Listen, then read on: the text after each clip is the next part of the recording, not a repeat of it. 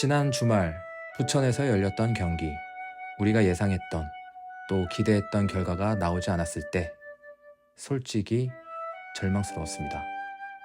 무슨 말을 해야 할까? 어떤 말로 우리 동료들에게 도움이 되어드려야 할까? 도무지 용기가 나질 않았습니다. 넘어서야 하는 승부처에서 넘어서지 못하고 정체되어 있는 우리의 현실을 보면서 다소 싸울 의지도 떨어졌었습니다.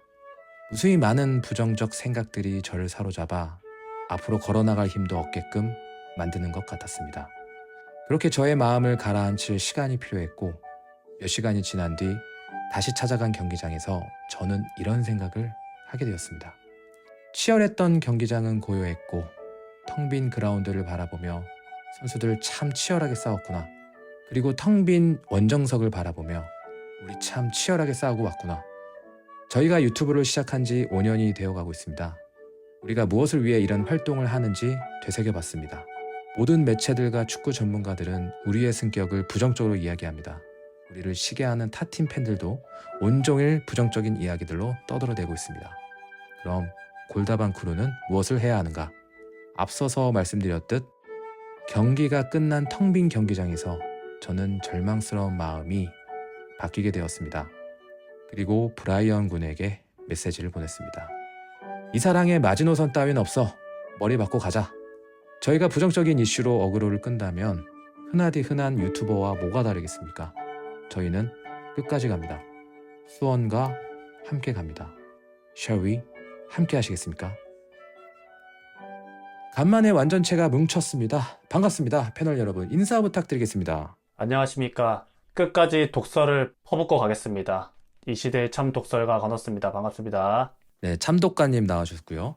네, 안녕하세요. 자존심도 없는 헤르메스 캐슬 원정을 다녀온 청주 사는 개랑 강윤입니다. 네, 청사계님도 일본 순회 공연을 마치고 돌아오셨습니다. 현해탄을 건너 돌아왔습니다. 네, 반갑고요. 네, 안녕하세요. 변성환 감독님을 친애하는 서울 사는 개랑 브라이언입니다. 뭐 한다고요? 감독님을 친애한다고 음해한다고. 사랑한다고? 사랑합니다. 아주 많이요. 네.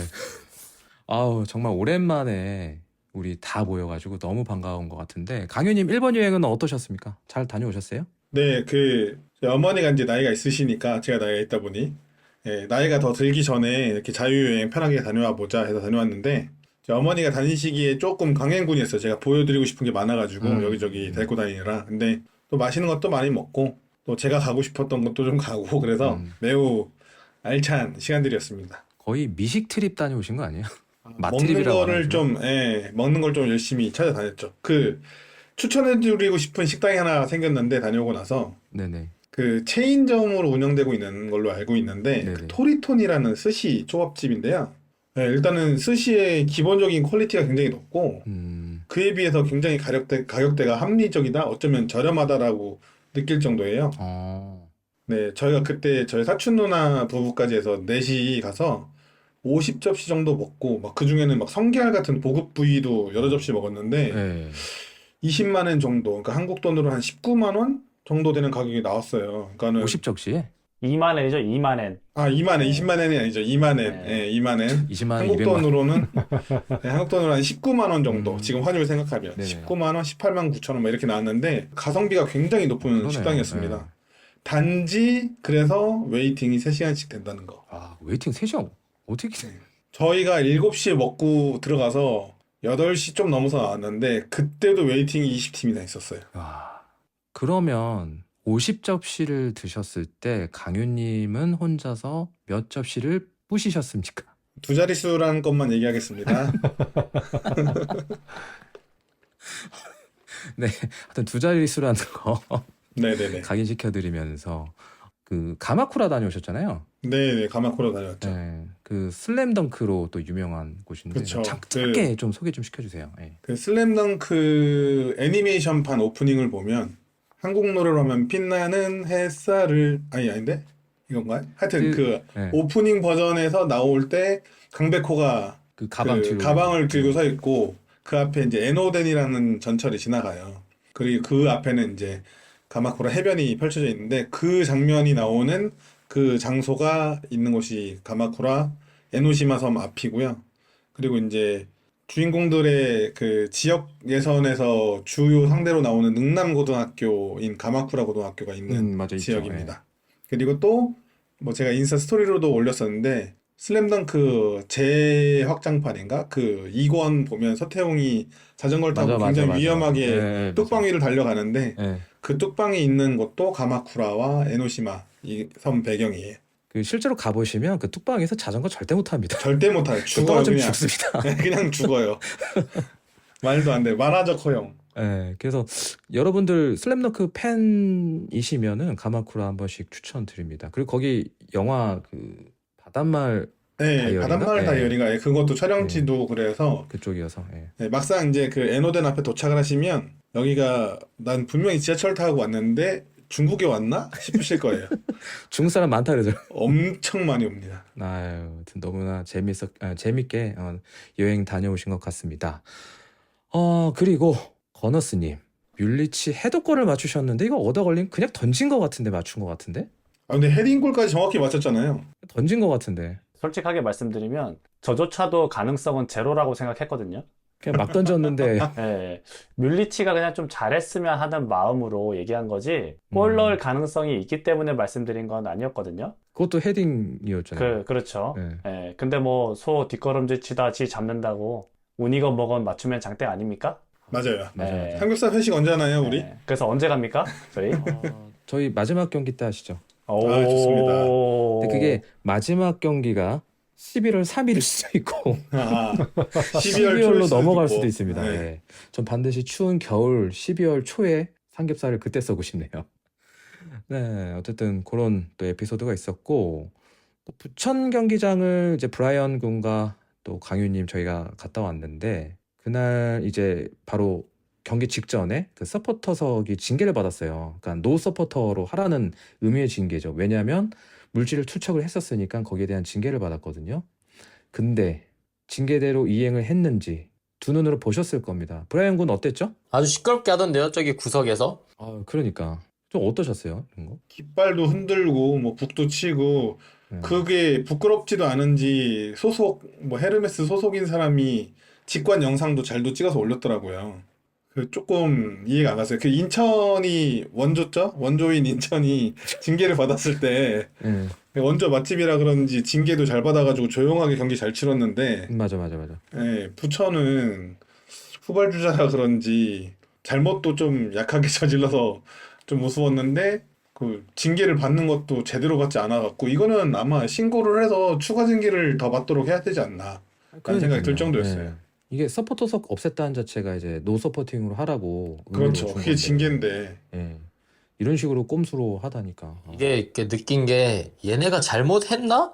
이게 잘못한 애들이 맞나라고 느낄 정도로 너무 떳떳하게 이제 그러니까. 나와서 무슨 그 뭐 보면은 울트라스처럼 그냥 울트라스가 하는 그 자체를 거기서 하니까 이게 징계가 맞나 싶은 거죠. 사실 가변석에만 있지 말라는 것처럼 알아듣고 걔는 다른 데서 응원을 하는 게 어떻게 보면은 반성의 태도라면은 이렇게 좀 안 해야 되는데 그냥 뭐 이때다 싶어가지고 막 거기 가서 또 하는 게 반성의 태도가 솔직히 못 느껴지더라고요. 이거 경기를 그냥 확 이기고 그냥 패스해야 그랬어야 되는데. 되는데 예. 예. 아니 그 제가 브이로그 영상에서도 말했지만 이거는 자부심과 자존심의 문제입니다.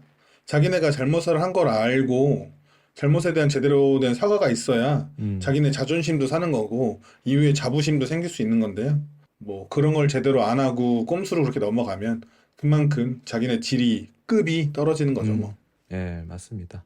또 브라이언 군 경기 다음 날에 마일라 선수랑 피터를 만났더라고요. 예, 이거 좀 얘기해 주세요. 이게 어떻게 된 거냐면 제가 경기 끝난 다음 날이죠. 10월 20일 날 제가 성수에서 일을 하고 있었는데 예. 이제 익숙한 포마드의 헤어스타일인 외국인이 주차를 하고 앞에 서 있는 거예요. 그래서 서 계실 때는 제가 처음에 뒷모습만 보였거든요. 근데 가운데 포마드가 이렇게 뒤통수에서 보여요. 그래서 제가 그래가지고 피터라고 불렀죠.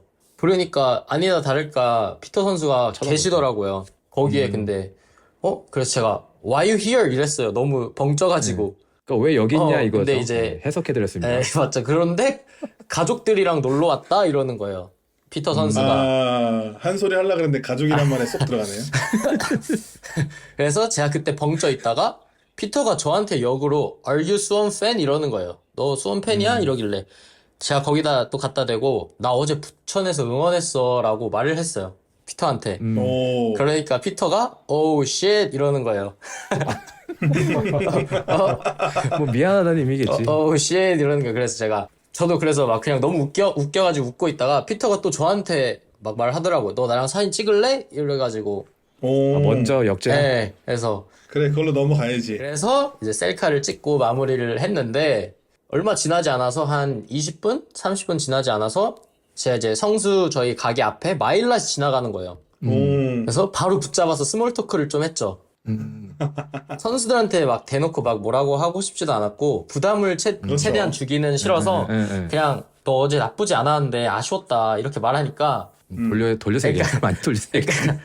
자기도 어제 컨디션은 좋았는데 우리 팀이 잘했다 막 이렇게 얘기를 하는 거예요. 그래서 제가 그냥 오. 부정하지 않고 야 그래 너 말이 맞아. 근데 어제 이길 뻔했는데 너무 아쉽더라 이렇게 말했거든요. 긍정적으로 최대한. 이러니까 이제 옆에 가족들도 있고 피터 가족분들이랑 마일라 가족이 같이 왔어요. 같이 놀러 네, 왔구나. 그래서 이제 마일라한테 제가 이랬죠. 야, 수원 팬들이 이기는 거를 너무 보고 싶어 한다. 지금 너무나도 간절히 이기는 걸 보고 싶어 한다. 그러니까 자기도 너무 잘 안 돼요. 그리고 엄청난 팬들이 이렇게 와주는데 항상 미안하대요. 그래서 자기도 더 최선을 다해서 이기겠다. 막 이렇게 말을 하는 거예요. 저는 그 말을 듣고 내가 듣고 싶은 말은 이거면 됐다. 솔직히 뭐 자기도 더 열심히 하겠다. 자기도 그걸 아니까 자기가 열심히 해서 최선을 다해야 한다는 걸 알고 이겨야 한다는 걸 아니까 더 깊게 뭐 이야기는 안 하고 가족들이랑 놀러 온 거에서 빠져줬죠. 그 더번에 가기로 데려가진 않고요? 뭐 옷은 안 팔고요? 그게 중요합니까 지금? 호객도 하셔야지. 근데 그 마일라 선수가 그 수원 팬들의 얘기가 나오니까 표정이 싹 바뀌더라고. 약간 웃고 있다가 갑자기 좀 진지하게. 침울해지고 자기도 잘하고 싶은데 좀 잘 안 되는 것도 있고 뭐 패턴을 읽히는 것도 있어 보이고 근데 뭐 그래서 그냥 거기까지 하고 이제 가족들이랑 왔으니까 놀으라고 이렇게 더 터치는 안 했죠 일부러. 그게 브라이언님을 만난 게 다행이지 그 자리에 건너서 있었으면 독설 날렸습니다. 독설 날리고 싶어도 영어가 안 돼서 못해요. 근데 그 다행인가? 욕설은 다 알아듣지 않나요? 삐삐삐 해. 삐삐삐. 이게 막상 그러니까 선수들 막 부진하고 이러면 우리가 막 좀 안 좋은 의견을 갖고 있다가도 또 만나면 반가운 것 같아요. 엄청 반가웠어요 진짜로. 막 같이 동영상도 찍고 싶고 막 꼴다방 인터뷰 해달라 하고 싶은데 이게 또 근데 이게 지금 이제 팀도 그렇고 약간 그렇죠. 잘하셨어요. 그 선수도 지금 할 기분이 아닐 것 같고 오히려 약간 더 묵혀둔 느낌이 있었어요 저도. 네. 우리 뭐 그냥 뭐 유튜브만 하려고 한 게 아니기 때문에. 그리고 이제 제가 경기를 보고 나오면서 이제 한 가지 생각이 좀 드는 게 있었는데 네, 뭔가요? 부천 유니폼을 보면서 여러 가지 생각이 들더라고요. 부천이 원래 기존에는 부천의 컬러웨이인 빨간 바탕에 검은 가로줄이 들어간 홈 유니폼이나 혹은 뭐 검은 하의, 빨간 상의 유니폼을 입고 경기를 했었잖아요. 그렇죠. 네, 근데 이번 우리와의 경기에서는 검은 바탕에 분홍색으로 폰트가 들어간 특별 유니폼을 입고 경기에 나섰어요. 그러네. 네, 그러네요. 새로운 유니폼인데 제가 그걸 찾아보니까 부천의 과거와 현재를 잇는다는 뜻으로 더 루트라는 이름으로 출시된 세 번째 유니폼이래요. 그리고 시화를 상징해서 그 분홍색인 폰트가 들어왔다고 하더라고요. 그리고 이 유니폼을 9월 22일 열린 31라운드 김포전서부터 올 시즌 끝까지 계속 착용할 예정이라고 합니다. 네, 그리고 우리가 이제 다음에 만날 상대죠. 김포도 김포에 위치한 해병 2사단과 호국 보훈회단을 기념하기 위해서 붉은색 상의와 검은색 하의로 된 서드 유니폼을 출시를 했고 그게 네네. 6월 모든 홈 경기를 이 유니폼을 입고 치렀대요. 그리고도 가끔 이 유니폼을 입는 것 같더라고요. 네, 제가 이 이야기를 꺼낸 이유는 우리 수원도 서드킷하고 포스킷인 리빌리킷까지 출시를 했잖아요. 그렇죠. 네. 네, 근데 이 유니폼을 선수단이 착용한 경기는 각각 한 경기씩에 그쳤어요. 네, 여러 차례 입는 것도 아니고 이 발매에 있어서 어떤 의미를 주기도 어려운 유니폼들인데 팬들은 팀에서 만든 것이기 때문에 또 팀을 응원하는 의미도 있어서 구매를 하지만 그것이 어떤 의미로도 남지 않고 있어서 그게 좀 아쉽다라는 생각을 좀 들었어요. 특별한 의미도 없고 네네네. 선수들이 착용도 안 하고. 그래서 앞으로는 정말 팀이 팬들을 위한다면 이런 의미 없는 유니폼 출시는 그만하고 정말 팬들을 위한 무언가를 좀 만들었으면 좋겠다라는 생각을 해봅니다. 심지어 그 서드랑 그 리빌리 있고 각각 이겼죠, 또. 네, 네. 다행히 이겼는데 네. 그 이긴 김에 그 승리의 기운을 안고서 뭐 계속 입었으면 좋지 않았을까라는 생각도 잠깐 그러니까요. 해봤네요. 예. 네. 뭐 그런 또 의견을 주셨고요. 역시 이게 완전체가 모이니까 축구 이야기 하기도 전에 시간 가는 줄 모르고 그냥 이야기를 나누고 있습니다.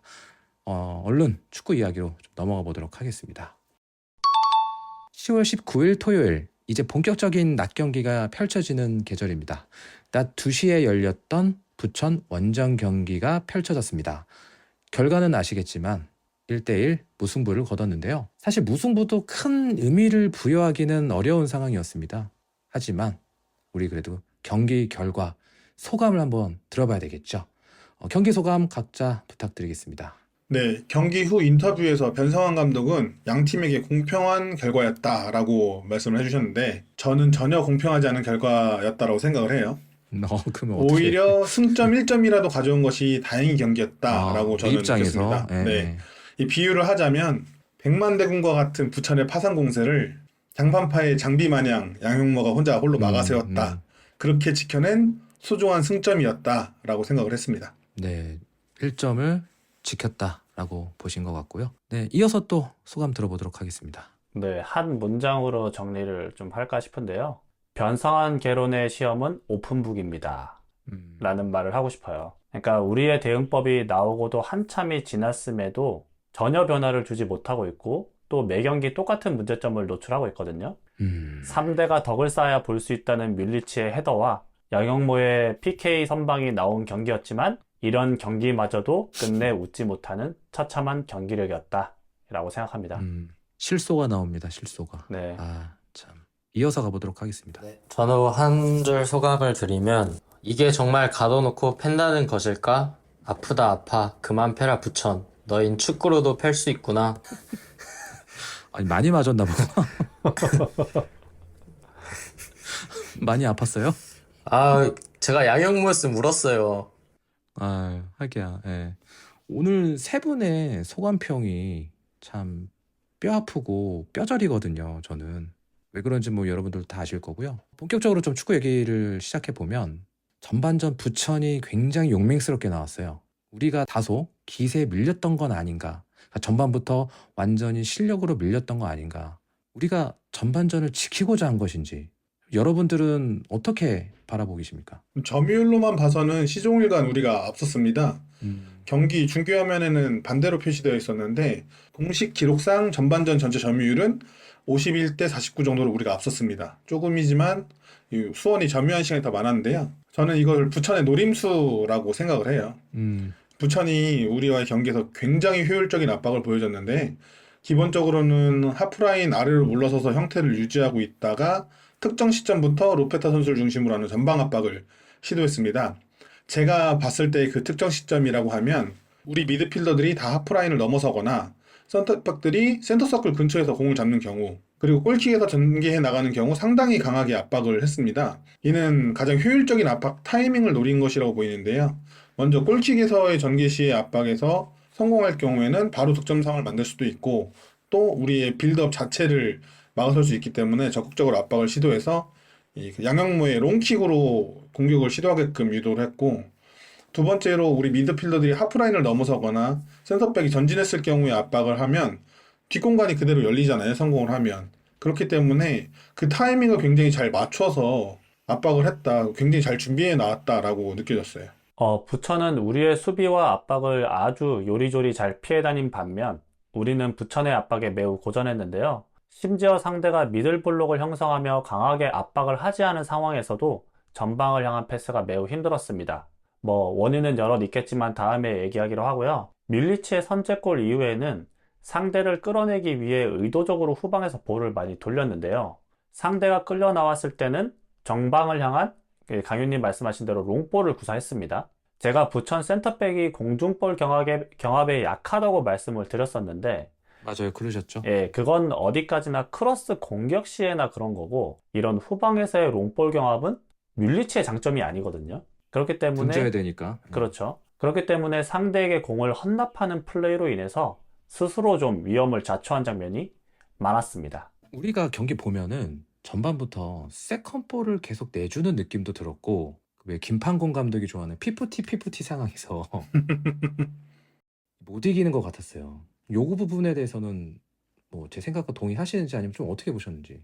일단 방금 말씀드린 대로 롱볼을 향해서 킥을 했을 때는 밀리치가 그 헤딩을 따낼 가능성이 거의 없기 때문에 세컨볼을 상대에게 내주는 게 거의 100%라고 봐야 되는 것 같고요. 저는 최근에 수원 선수들을 보면 본인 주변으로 공이 오지 않았을 때의 그런 책임감이 굉장히 결여되는 모습을 많이 봤거든요.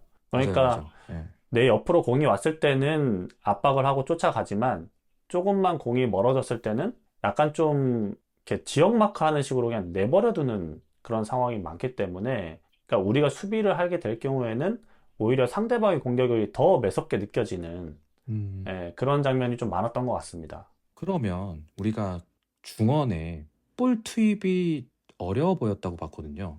홍원진을 거쳐가는 패스가 뭐 보기 어려울 정도였는데 중원을 내줬다고 봐야 될지, 또 뭐가 문제였을지 강효님께서 좀 코멘트 해주시면 좋을 것 같습니다. 네, 이 직전 경기였던 안양과의 경기를 비교해 보자면 안양전에서 우리 센터백인 한호강, 장석환 선수로부터 우리 중앙 미드필더였던 김상준, 홍원진 선수에게 전달되었던 패스가 총 32개였어요. 네네. 부천전에서는 이 한호강, 장석환 선수에게서 출발한 패스가 중앙 미드필더였던 피터, 홍원진 선수에게 전달된 게 총 22개입니다.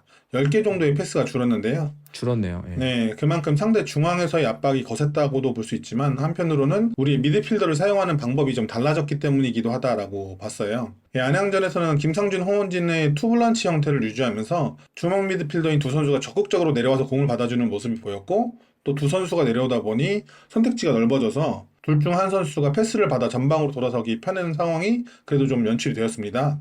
하지만은 이 부천전에서는 피터 선수가 좀 더 전진 배치되면서 홍원진 선수 혼자 원볼란치 역할을 맡게 됐어요. 그러다 보니까 압박에도 취약해지고 전방으로도 돌아서기가 어려워졌습니다.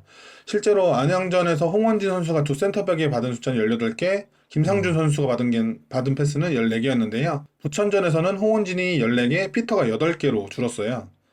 예, 즉 홍원진은 여전히 패스를 받으러 내려줬지만 피터 선수가 아래로 내려와주는 그 가담이 적었고, 그러면서 우리의 중앙 공격이 만들어진 게 굉장히 어려워지지 않았나. 미드필더 위치가 바뀐 게 오히려 우리에게 더 도구로 작용했다라고 볼 수 있겠습니다. 이어서 지금 계속 홍원진 선수를 그 기반으로 한 중원 조합 뭐 혹은 중원 싸움, 이거에 대해서 좀 얘기를 추가적으로 하고 싶은데, 변성환 감독님 오시면서 중원을 좀 압도적으로 이겼다라는 경기가 되게 드물게 느껴져요. 저는 보통 축구에서는 중원이 강해야 경기를 이길 수 있는 확률이 높다라고 보는데, 그 예전에 거너스님이 홍원진이 거의 중원의 미끼처럼 쓰인다라는 의견도 얘기하신 적이 있고, 이게 그러면 우리가 중원을 압도적으로 못 먹고 가는 게 홍원진 선수만의 문제인지, 그러니까 롤을 잘못 부여받은 건지, 아니면 전술적인 문제인지, 여기에 대해서 좀 하실 말씀이 있으면 한번 들어보도록 하겠습니다. 일단 저희가 중원에서 빌드업이 안 되는 가장 첫 번째 이유는 저는 후방에서의 숫자 싸움이 안 된다고 보거든요. 저도 매우 동의합니다. 예, 일단 상대가 저희를 압박할 때 5백을 쓰고 전방에 5명이서 압박을 하는데 셋, 둘 혹은 둘, 셋 이렇게 쓰면서 압박을 합니다. 그런데 우리는 센터백이 2명밖에 없어요.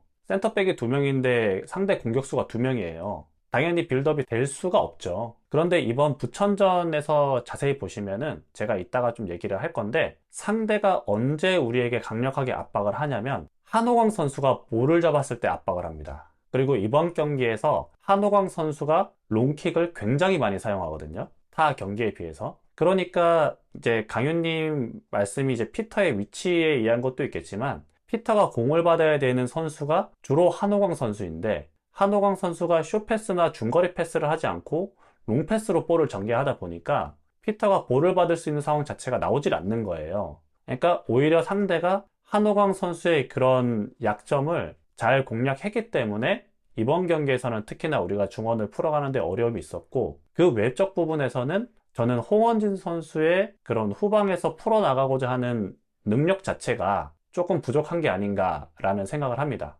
왜냐하면 볼을 받고 리턴을 줄 수 있는 상황임에도 볼을 받으려고 하지 않고 계속 다른 쪽으로 공을 주라고 지시를 하거든요. 그러니까 본인이 볼을 받고 리턴을 주던지 반대로 전환을 해도 되는 상황에서도 계속 지시를 해요. 결국에 본인이 볼을 안 받겠다는 거거든요. 그러니까 중원으로 볼을 투입할 수도 없고, 주려고 하는 선수도 사실 그 선수가 그렇게 해버리면 불안한 거예요. 뺏길까봐. 그렇기 때문에 계속해서 중원에서의 그런 볼 흐름이 막히지 않나, 저는 그렇게 생각합니다. 자신감이 결여돼 있다고 봐야 될까요? 그 자신감 결여에 대해서는 제가 한마디 말씀드리고 싶은 게, 네. 그 선수들 전체적으로 자신감이 결여가 돼 있다라고 느껴요. 그게 뭐냐면, 전체적으로. 네, 주는 사람도 받는 사람도. 왜냐면 자신감이 있으면 옆에 마크가 있어도 주거든요. 내가 주는 자신감도 있고 받는 사람 자신감이 있으면 내가 마크가 있어도 달라 그러고, 또 내가 주는 사람도 옆에 있어도 내가 정확하게 줄 자신감이 있으니까 줘요. 근데 주변에 마크가 조금만 가까이 붙어도 그쪽으로 절대 볼을 안 줍니다. 안전하게 주려고 노력을 해요. 그러니까 그게 어떤 자신감의 문제이기도 하고, 혹은 또 선수 개인의 불안감일 수도 있죠. 미스가 나면 내가 이 자리를 지킬 수 없을 수도 있다. 이건 저번에도 말했지만 잦은 교체에서 나오는 불안감일 수도 있다라고 생각을 해요. 그리고 버너스님이 방금 홍원진 선수에 대한 얘기를 잘해주셨는데, 제가 작년에 충북 청주 경기를 좀 봤어요. 보면서 되게 인상적이다라고 느꼈던 게 뭐냐면, 홍원진 선수가 지공 상황에서 자기 진영의 좌측, 그러니까 우리로 치면 이기재 선수 위치 정도 되죠. 센터 라인의 왼쪽으로 쳐져서 마킹 없이 자유롭게 공을 받을 때 굉장히 좋은 활약을 보였어요. 아, 거기서 받아서 도는구나. 네, 지공 상황에, 그러니까는 그 가운데서 돌면 뱅그로 돌아야 되지만 좌측으로 빠져서 돌면은 몸을 좀만 돌려도 전방을 바라보기 쉬운 상황이잖아요. 그 상황에서 공을 잡아서 전방을 보고 그때 좋은 패스들을 뿌려줬거든요. 그리고 그 파트너로 장혁진이라는 선수가 굉장히 많이도 뛰고 또 약간 테크닉도 있어가지고 여러 가지로 꾸준히를 많이 해주고요.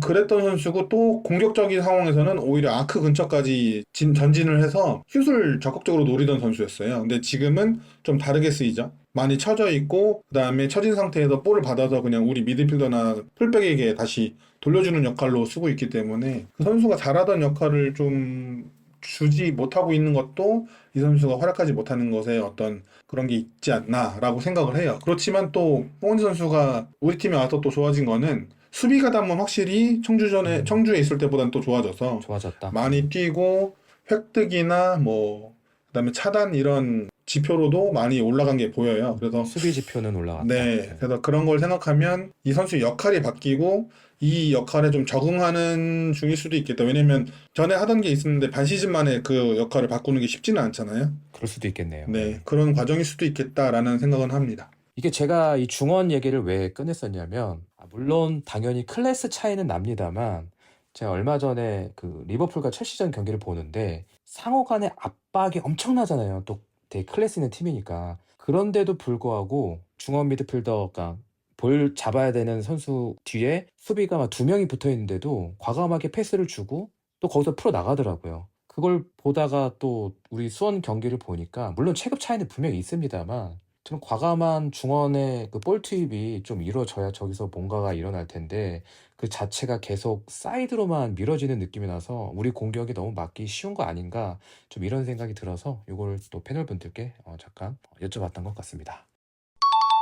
전반전에 부천이 강한 압박으로 밀어붙이자 사실 제대로 된 역습이 나오지 않았었는데, 그러니까 저 수원의 역습이 제대로 나오지 않았었는데, 딱 한 번에 딸깍이 나왔습니다.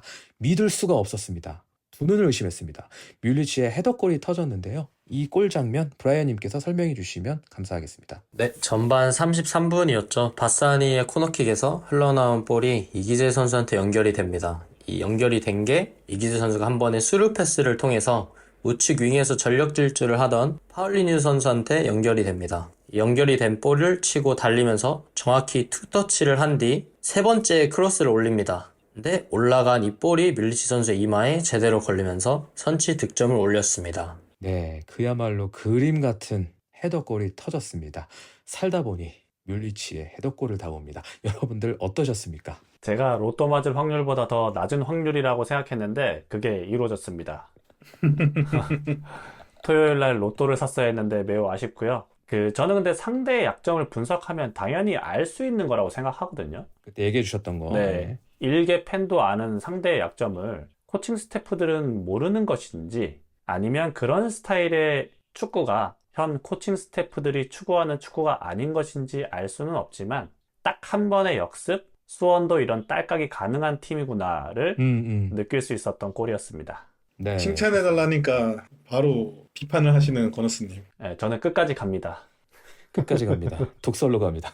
그러면 제가 칭찬하겠습니다. 네, 해주세요. 저는 제가 본 뮬리치 경기 중에 제일 잘한 경기라 생각이 들어요. 맞아, 압박도 그날 되게 열심히 했어요. 우선 양영모 선수 다음으로 누가 제일 잘했냐고 묻는다면 저는 뮬리치 선수 뽑고 싶고요. 살다가 뮬리치가 압박을 강하게 가져가면서 근데 그러니까요. 빌드업과 연계도 잘 해줬어요. 부천전에서. 제가 본 뮬리치가. 그것뿐만이 아니라 또 저희가 어쩔 수 없는 빌드업으로 롱킥을 때렸을 때 뮬리치가 헤딩도 따주더라고요. 전방에서. 헤딩 경합을 또 성공을 이뤄내고 그 헤딩을 또 득점까지 이뤄낸 부분에서 뮬리치 폼이 이렇게 좋으면 이제 다음 경기에 또 못 해주는 건가? 약간 이런 걱정까지 했어요. 약간 뮬리치가 뭐라 등락이 써서. 있죠. 근데 등락이 있죠. 뮬리치가 근데 그게 있어요. 퐁당퐁당해요. 공식이 약간. 맞아. 이제 다음 경기 살짝 기대 안 할 건데 근데 또 제가 김포 원정 갔을 때 뮬리치가 발리로 넣었어요. 그래서 또 기대를 하겠습니다. 아무튼. 네, 그 물리치에 대한 칭찬은 브라이님이 해주시니까 저는 골이 들어갔던 장면에 대해서 좀 얘기를 하고 싶은데 네. 그 브라이님 잘 설명해 주신 대로 부천의 코너킥 상황에서 우리가 탈취 후 역습을 나섰을 때 공을 잡은 이기 선수 앞에는 파울리뉴하고 마일라 선수 두 선수가 좌우로 벌려갔어요. 근데 선수들의 적극적인 대시로 파울리뉴가 우측면에서 크로스 기회를 잡았을 때는 부천 진영에는 공을 가진 파울리뉴를 포함해서 6명의 수원 선수가 위치를 해 있었습니다. 그러니까 부천의 수비 숫자도 당시 6명이었고요. 그냥 화면에 잡힌 숫자만 보면. 그러니까 즉 우리가 숫자 싸움에서 동수를 가져갔고 동수가 되면 불리한 건 수비죠. 그렇기 때문에 역습을 적극적으로 잘 활용했다. 적극적인 대시가 좋았다라고 또 얘기해주고 싶고 그리고 그 중에서도 마일라, 피터, 뮬리치 세 선수가 박스 안으로 들어가면서 상대 3백의 선택지를 강요하게 됩니다. 이 결국 아주 정석적인 역습 형태였고 요 한 장면만큼은 정말 칭찬해주고 싶은 장면이었는데 이후에 역습이 잘 안 나오더라고요. 맞아요. 참 아쉬웠던 것 같습니다. 어쨌든 이 골 장면만큼은 좀 칭찬을 좀 해주고 싶은 장면이 아니었나 싶고 골 넣고 나서 저희는 두 번째 골, 세 번째 골 막 터질 줄 알았습니다.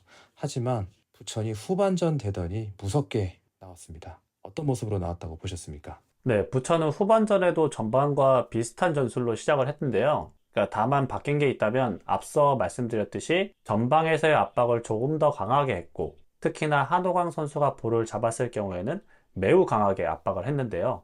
한호광 선수는 아시다시피 수비에서의 안정감이 높은 선수이지 빌드업의 장점을 가진 선수는 아니잖아요. 그래서 부천이 이 부분을 잘 노렸다라고 볼 수 있고요. 또한 전반에는 전방에서 볼을 잘 잡지 못했던 바사니 선수가 후방으로 내려와 빌드업에 적극 가담을 하면서 다른 선수들이 그 사이 공간을 활용하기 시작했습니다. 저는 부천의 대응도 대응인데 수원의 대응이 조금 아쉬웠다고 생각을 하는데요.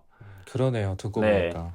전반보다 라인을 조금 더 내리면서 부천에게 주도권을 내줬거든요. 또한 뮬리치 선수의 수비 가담이 매우 떨어지면서 중앙에서 우리 미드필더가 계속해서 끌려나가게 됩니다. 이 끌려나간 공간을 부천이 매우 잘 활용하면서 후반전에는 전반보다 좀 어려운 경기를 할 수밖에 없었습니다. 강효님 시각은 또 어떻게 바라보셨는지. 네, 전반에 비해서 부천이 압박의 강도와 높이를 후반에 더 강하게 가져갔다라고 봤는데요. 특히 이제 55분쯤 전방에 한지호, 왼쪽 측면에 박형진 선수를 사회복무를 막 마치고 제대한 박창준 선수, 그리고 원래 왼쪽 풀백이 가능한 김선호 선수를 교체하면서 선수단 전체의 활동량이 되게 높아졌다라고 느꼈어요. 이로 인해서 수원이 쉽게 전진하지 못하고 수세에 몰리게 되는데요. 특히 미드필더에서 카즈와 박현빈 선수가 상당히 많이 뛰면서 압박과 수비 모두에 기여했다라고 봤습니다. 이날 경기에서 카즈는 상대 공을 가로막는 차단을 2회, 루즈볼을 소유하는 획득을 6회 해냈고요.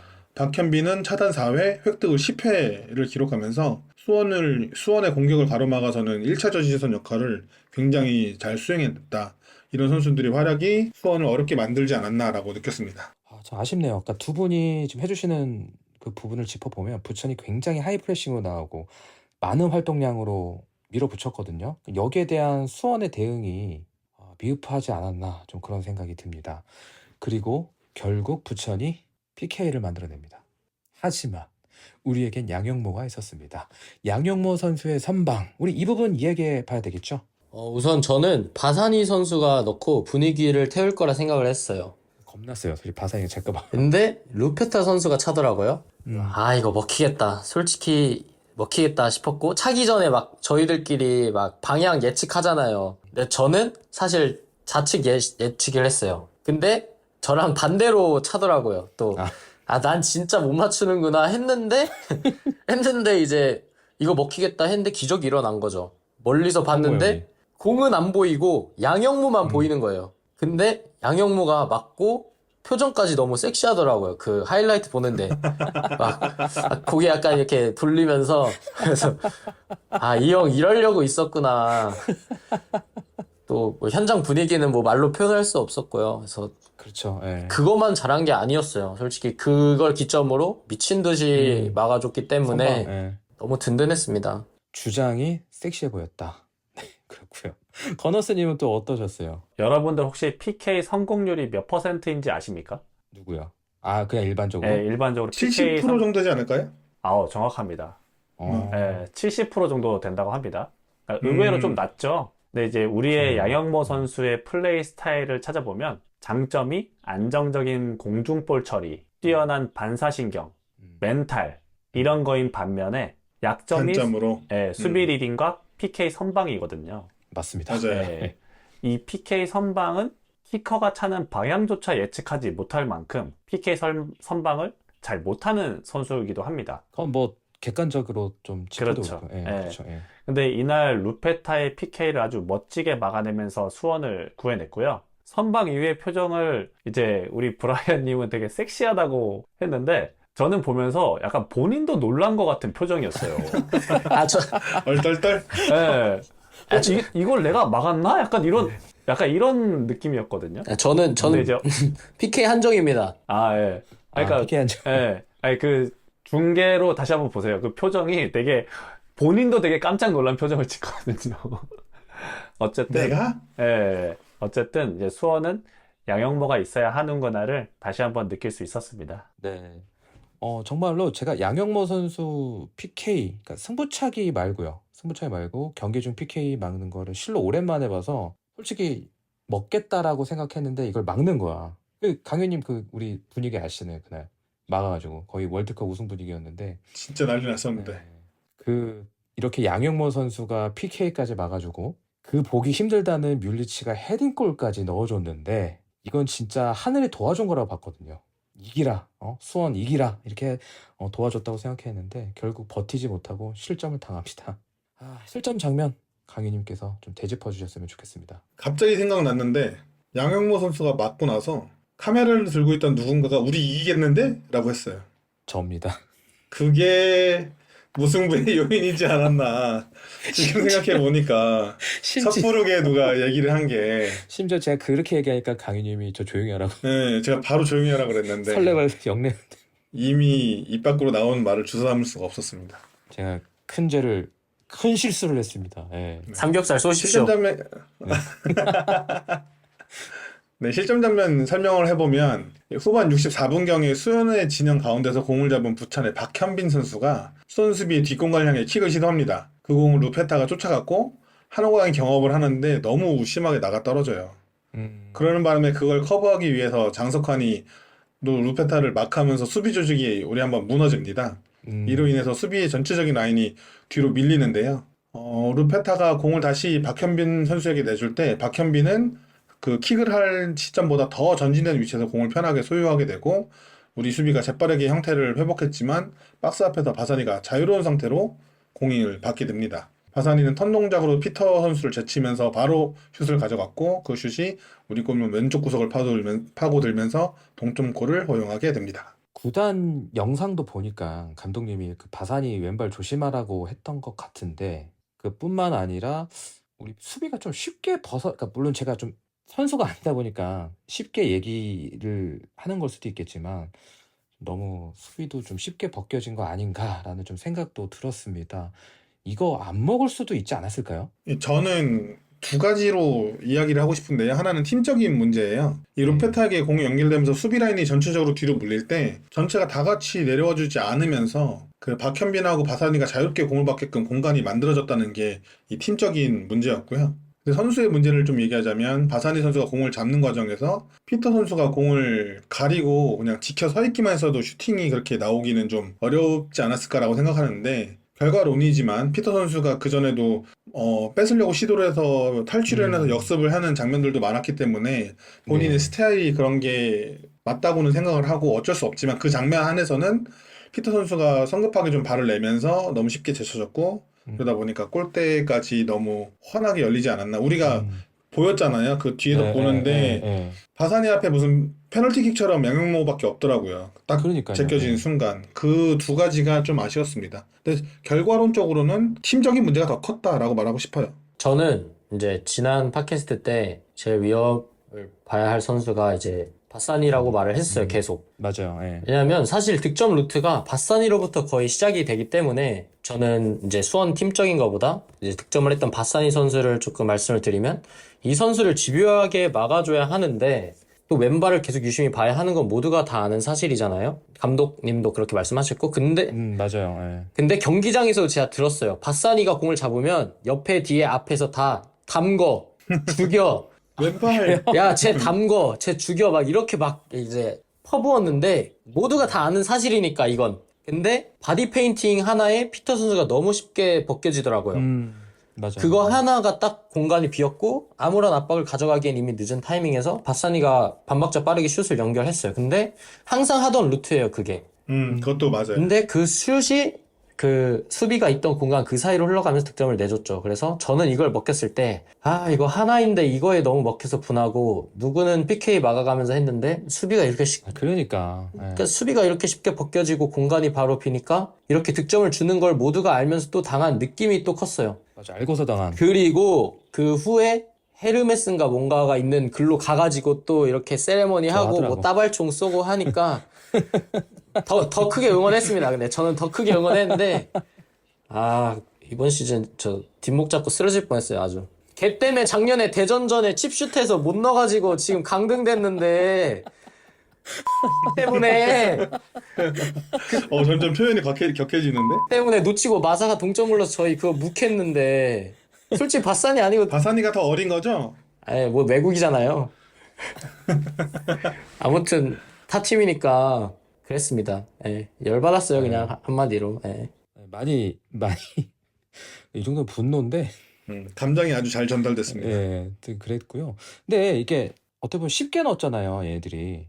너무 쉬운데. 이 장면은. 근데 예. 너무 잘 넣었어요, 사실. 그 바산이. 그래서 예, 잠깐 좀 억울했어요. 그러니까 이렇게 얘네들한테 찾아온 찬스를 쉽게 넣었는데 우리도 찬스가 있었거든요. 수원도 결과를 가져오기 위해서 이규동 투입하고 박승수 넣고 김현 나오면서 승부수를 띄웠는데 또 좋은 찬스가 몇몇 나왔었죠. 그중에 제일 아쉬웠던 장면 하나를 좀 얘기해 보려고 하는데요. 그 이규동 선수의 그 단독 찬스 나올 뻔했던 장면이 있었잖아요. 그 부분이 지금 팬들 사이에서도 계속 이야기가 되고 있는 것 같은데 한번 좀 되짚어봤으면 좋겠습니다. 우리가 수세로 몰리는 상황에서 수비적인 안정감을 위해서 피터 대신 김상준을 딱 넣기 그 직전에 일단 골을 먹은 게 예, 실점했죠. 맞아요. 너무 아쉬웠고 그래서 실점 직후에 변성환 감독은 피터와 강현묵, 마일랏을 빼고 김상준, 이규동, 배소준을 투입하면서 수비적인 안정감과 공격 속에서의 적극성을 동시에 가져가려고 했습니다. 이규동 선수가 투입된 후에 아쉬운 마무리 장면이 좀 이어졌는데요. 이규동 선수 앞으로 3차례 정도 좋은 찬스가 왔지만 그게 다 무위로 돌아갔습니다. 특히 그렇죠. 아쉬웠던 장면이 우리가 지금 말하는 77분에 있었던 역습 장면인데요. 부천의 코너킥을 홍원진 선수가 헤딩으로 잘 클리어를 해내고 배서준 선수가 아주 격하게 경합을 해가지고 역습 찬스를 만들어냈습니다. 배서준이 전방에 뛰고 있는 파울리뉴하고 이규동의 공을 연결했는데 이 공이 좀 애매한 위치에 떨어지긴 했지만 여기서 이제 아쉬운 장면이 이규동 선수가 멈칫하면서 한 템포를 놓쳐요. 그러다 보면서 속도가 좀 줄고 이게 슈팅으로도 가져가지 못하는 상황으로 끝나거든요. 그 당시 공이 연결될 때만 하더라도 전방에 우리 두 선수 있고 상대 수비는 한 명밖에 없었는데 그러니까요. 예. 이게 슈팅으로도 연결되지 않았다는 게 굉장히 아쉽습니다. 보통 저는 개인적으로 공격수가 욕심을 내다 놓치면 그것에 대해서는 그렇게 질책은 안 하는데 양보하려다가 놓치는 건 굉장히 실망하거든요. 그런 면에서 이규동 선수의 그 장면은 좀 많이 실망스러웠습니다. 실망스러우셨다. 네, 좋습니다. 일단 그 장면에서 볼을 받기 더 좋았던 선수는 이기동 선수가 맞다고 봤거든요. 예, 그렇기 때문에 파울리뉴 선수가 달려오면 기다리는 것이 아니라 속된 말로 마이를 외쳤어야 되죠. 맞아요. 예, 그런데 그냥 기다리다가 파울리뉴 선수가 양보를 하니까 뒤늦게 달려들어서 볼을 잡거든요. 예, 우리가 축구를 하다 보면 준비되지 않은 상황에서 너무 좋은 찬스가 오게 되면 순간적으로 몸이 얼어버리는 경우가 있잖아요. 그쵸, 그쵸, 그렇죠. 그쵸. 예. 그러니까 그런 경우가 아니었나 싶고, 이제 결국 준비가 되어 있지 않았다는 것이기 때문에, 준비되지 않은 선수를 탓해야 할지, 아니면 준비가 되지 않았다는 것을 인지하지 못하고 내보낸 코칭 스태프를 탓해야 할지, 저는 아직 좀 갈피를 잡지 못하고 있습니다.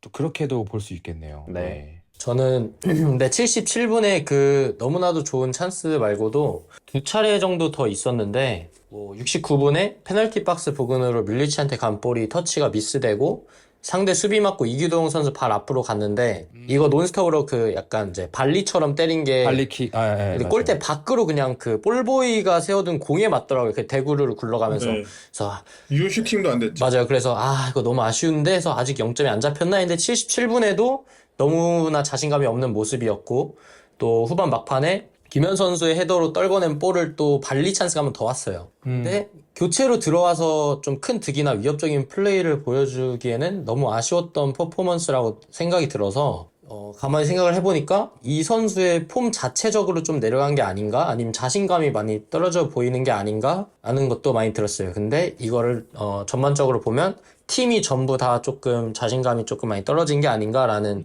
그 강유님의 말씀도 맞는 것 같다고 생각이 들었습니다. 네. 그게 경기력으로 나오는 것 같고요. 네. 이게 왜 이렇게 짚어서 말씀드렸냐면, 찬스는 경기 중에 많이 찾아오지 않습니다. 그쵸.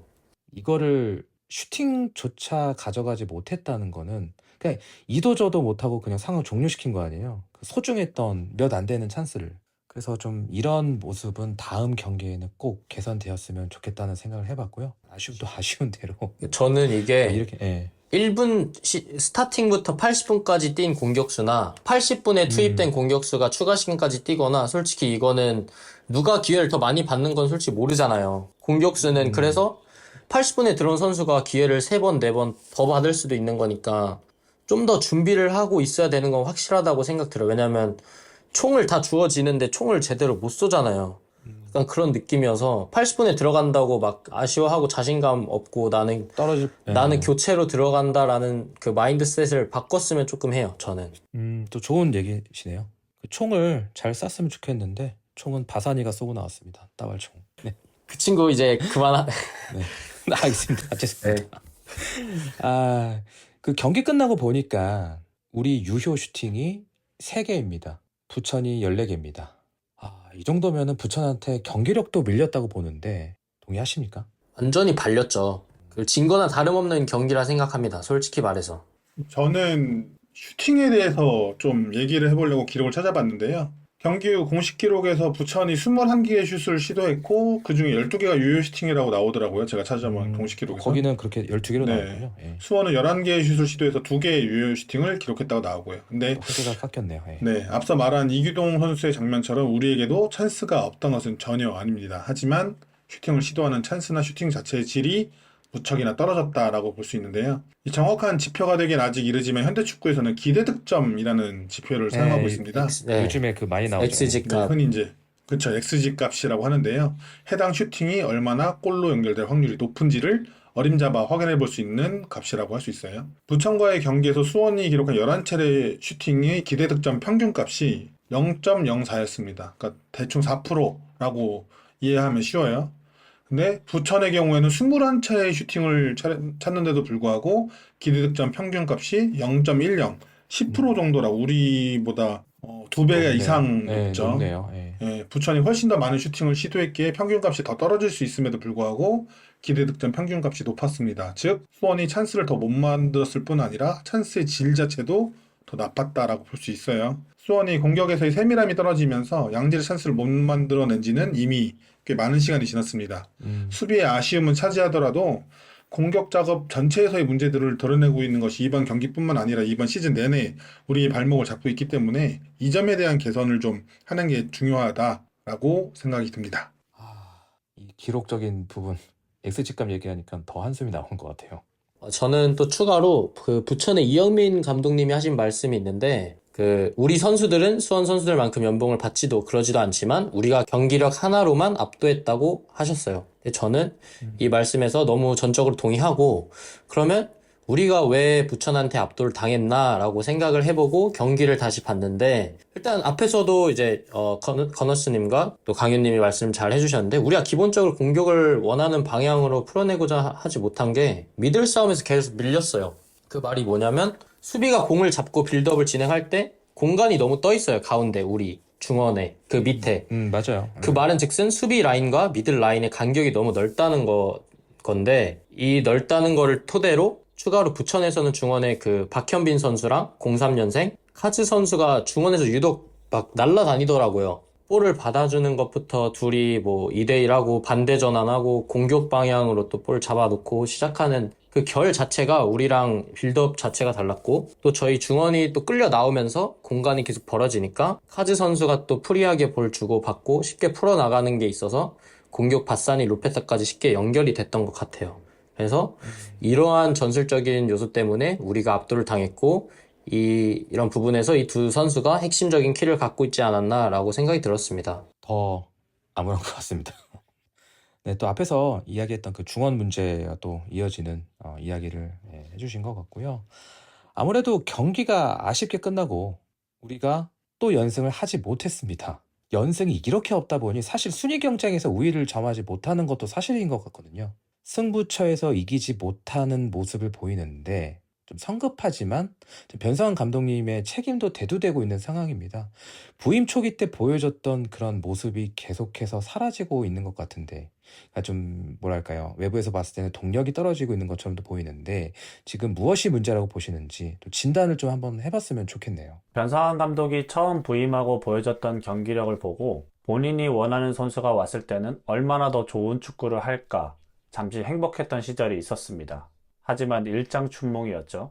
저는 변상환 감독이 유소년 국대 감독 시절을 아직 못 벗어나고 있는 게 아닌가 하는 생각이 듭니다. 매우 동의합니다. 맞아요. 일전에 강윤님께서 언급해 주셨지만 팀을 운영하는 방식이 완전히 다르거든요. 그러니까 유소년 같은 경우에는 짧은 시간에 몇 경기 치르지 않기 때문에 오히려 전술의 유연성이나 개인 전술이 먹힐 수는 있지만 프로리그는 사실 그렇지 않잖아요. 우리가 왼쪽이 주 공격 루트지만 왼쪽 윙이 잡았을 때 주변에서 도와주는 선수들의 움직임이 부족하다는 얘기를 하는 게 결국 개인 전술을 쓰는 거나 마찬가지거든요. 그런데 우리는 마테우스나 바사니 등등 개인 기술이 뛰어난 선수가 없습니다. 그러니까 왼쪽에서 공을 잡아도 전혀 위협적이지가 않고 경기력이 좋지 않을 수밖에 없는 거죠. 또 하나는 저는 너무 잦은 선수 변화와 전술 변화라고 생각을 하는데요. 네네. 이게 또 토너먼트를 치르는 국대에서는 통할 수 있는 방법인데 프로에서는 또 통하지 않습니다. 상대가 바보가 아니고 선수들도 혼란이 올 수밖에 없거든요. 이 눈빛만 봐도 알아야 되는 내 파트너의 움직임을 이 전술이 계속 바뀌다 보니까 선수들 사이에서도 혼돈이 오는 게 아닌가 하는 생각이 들었고, 저는 이 모든 문제가 결국에는 감독의 경험 부족이지 않나 이렇게 생각을 합니다.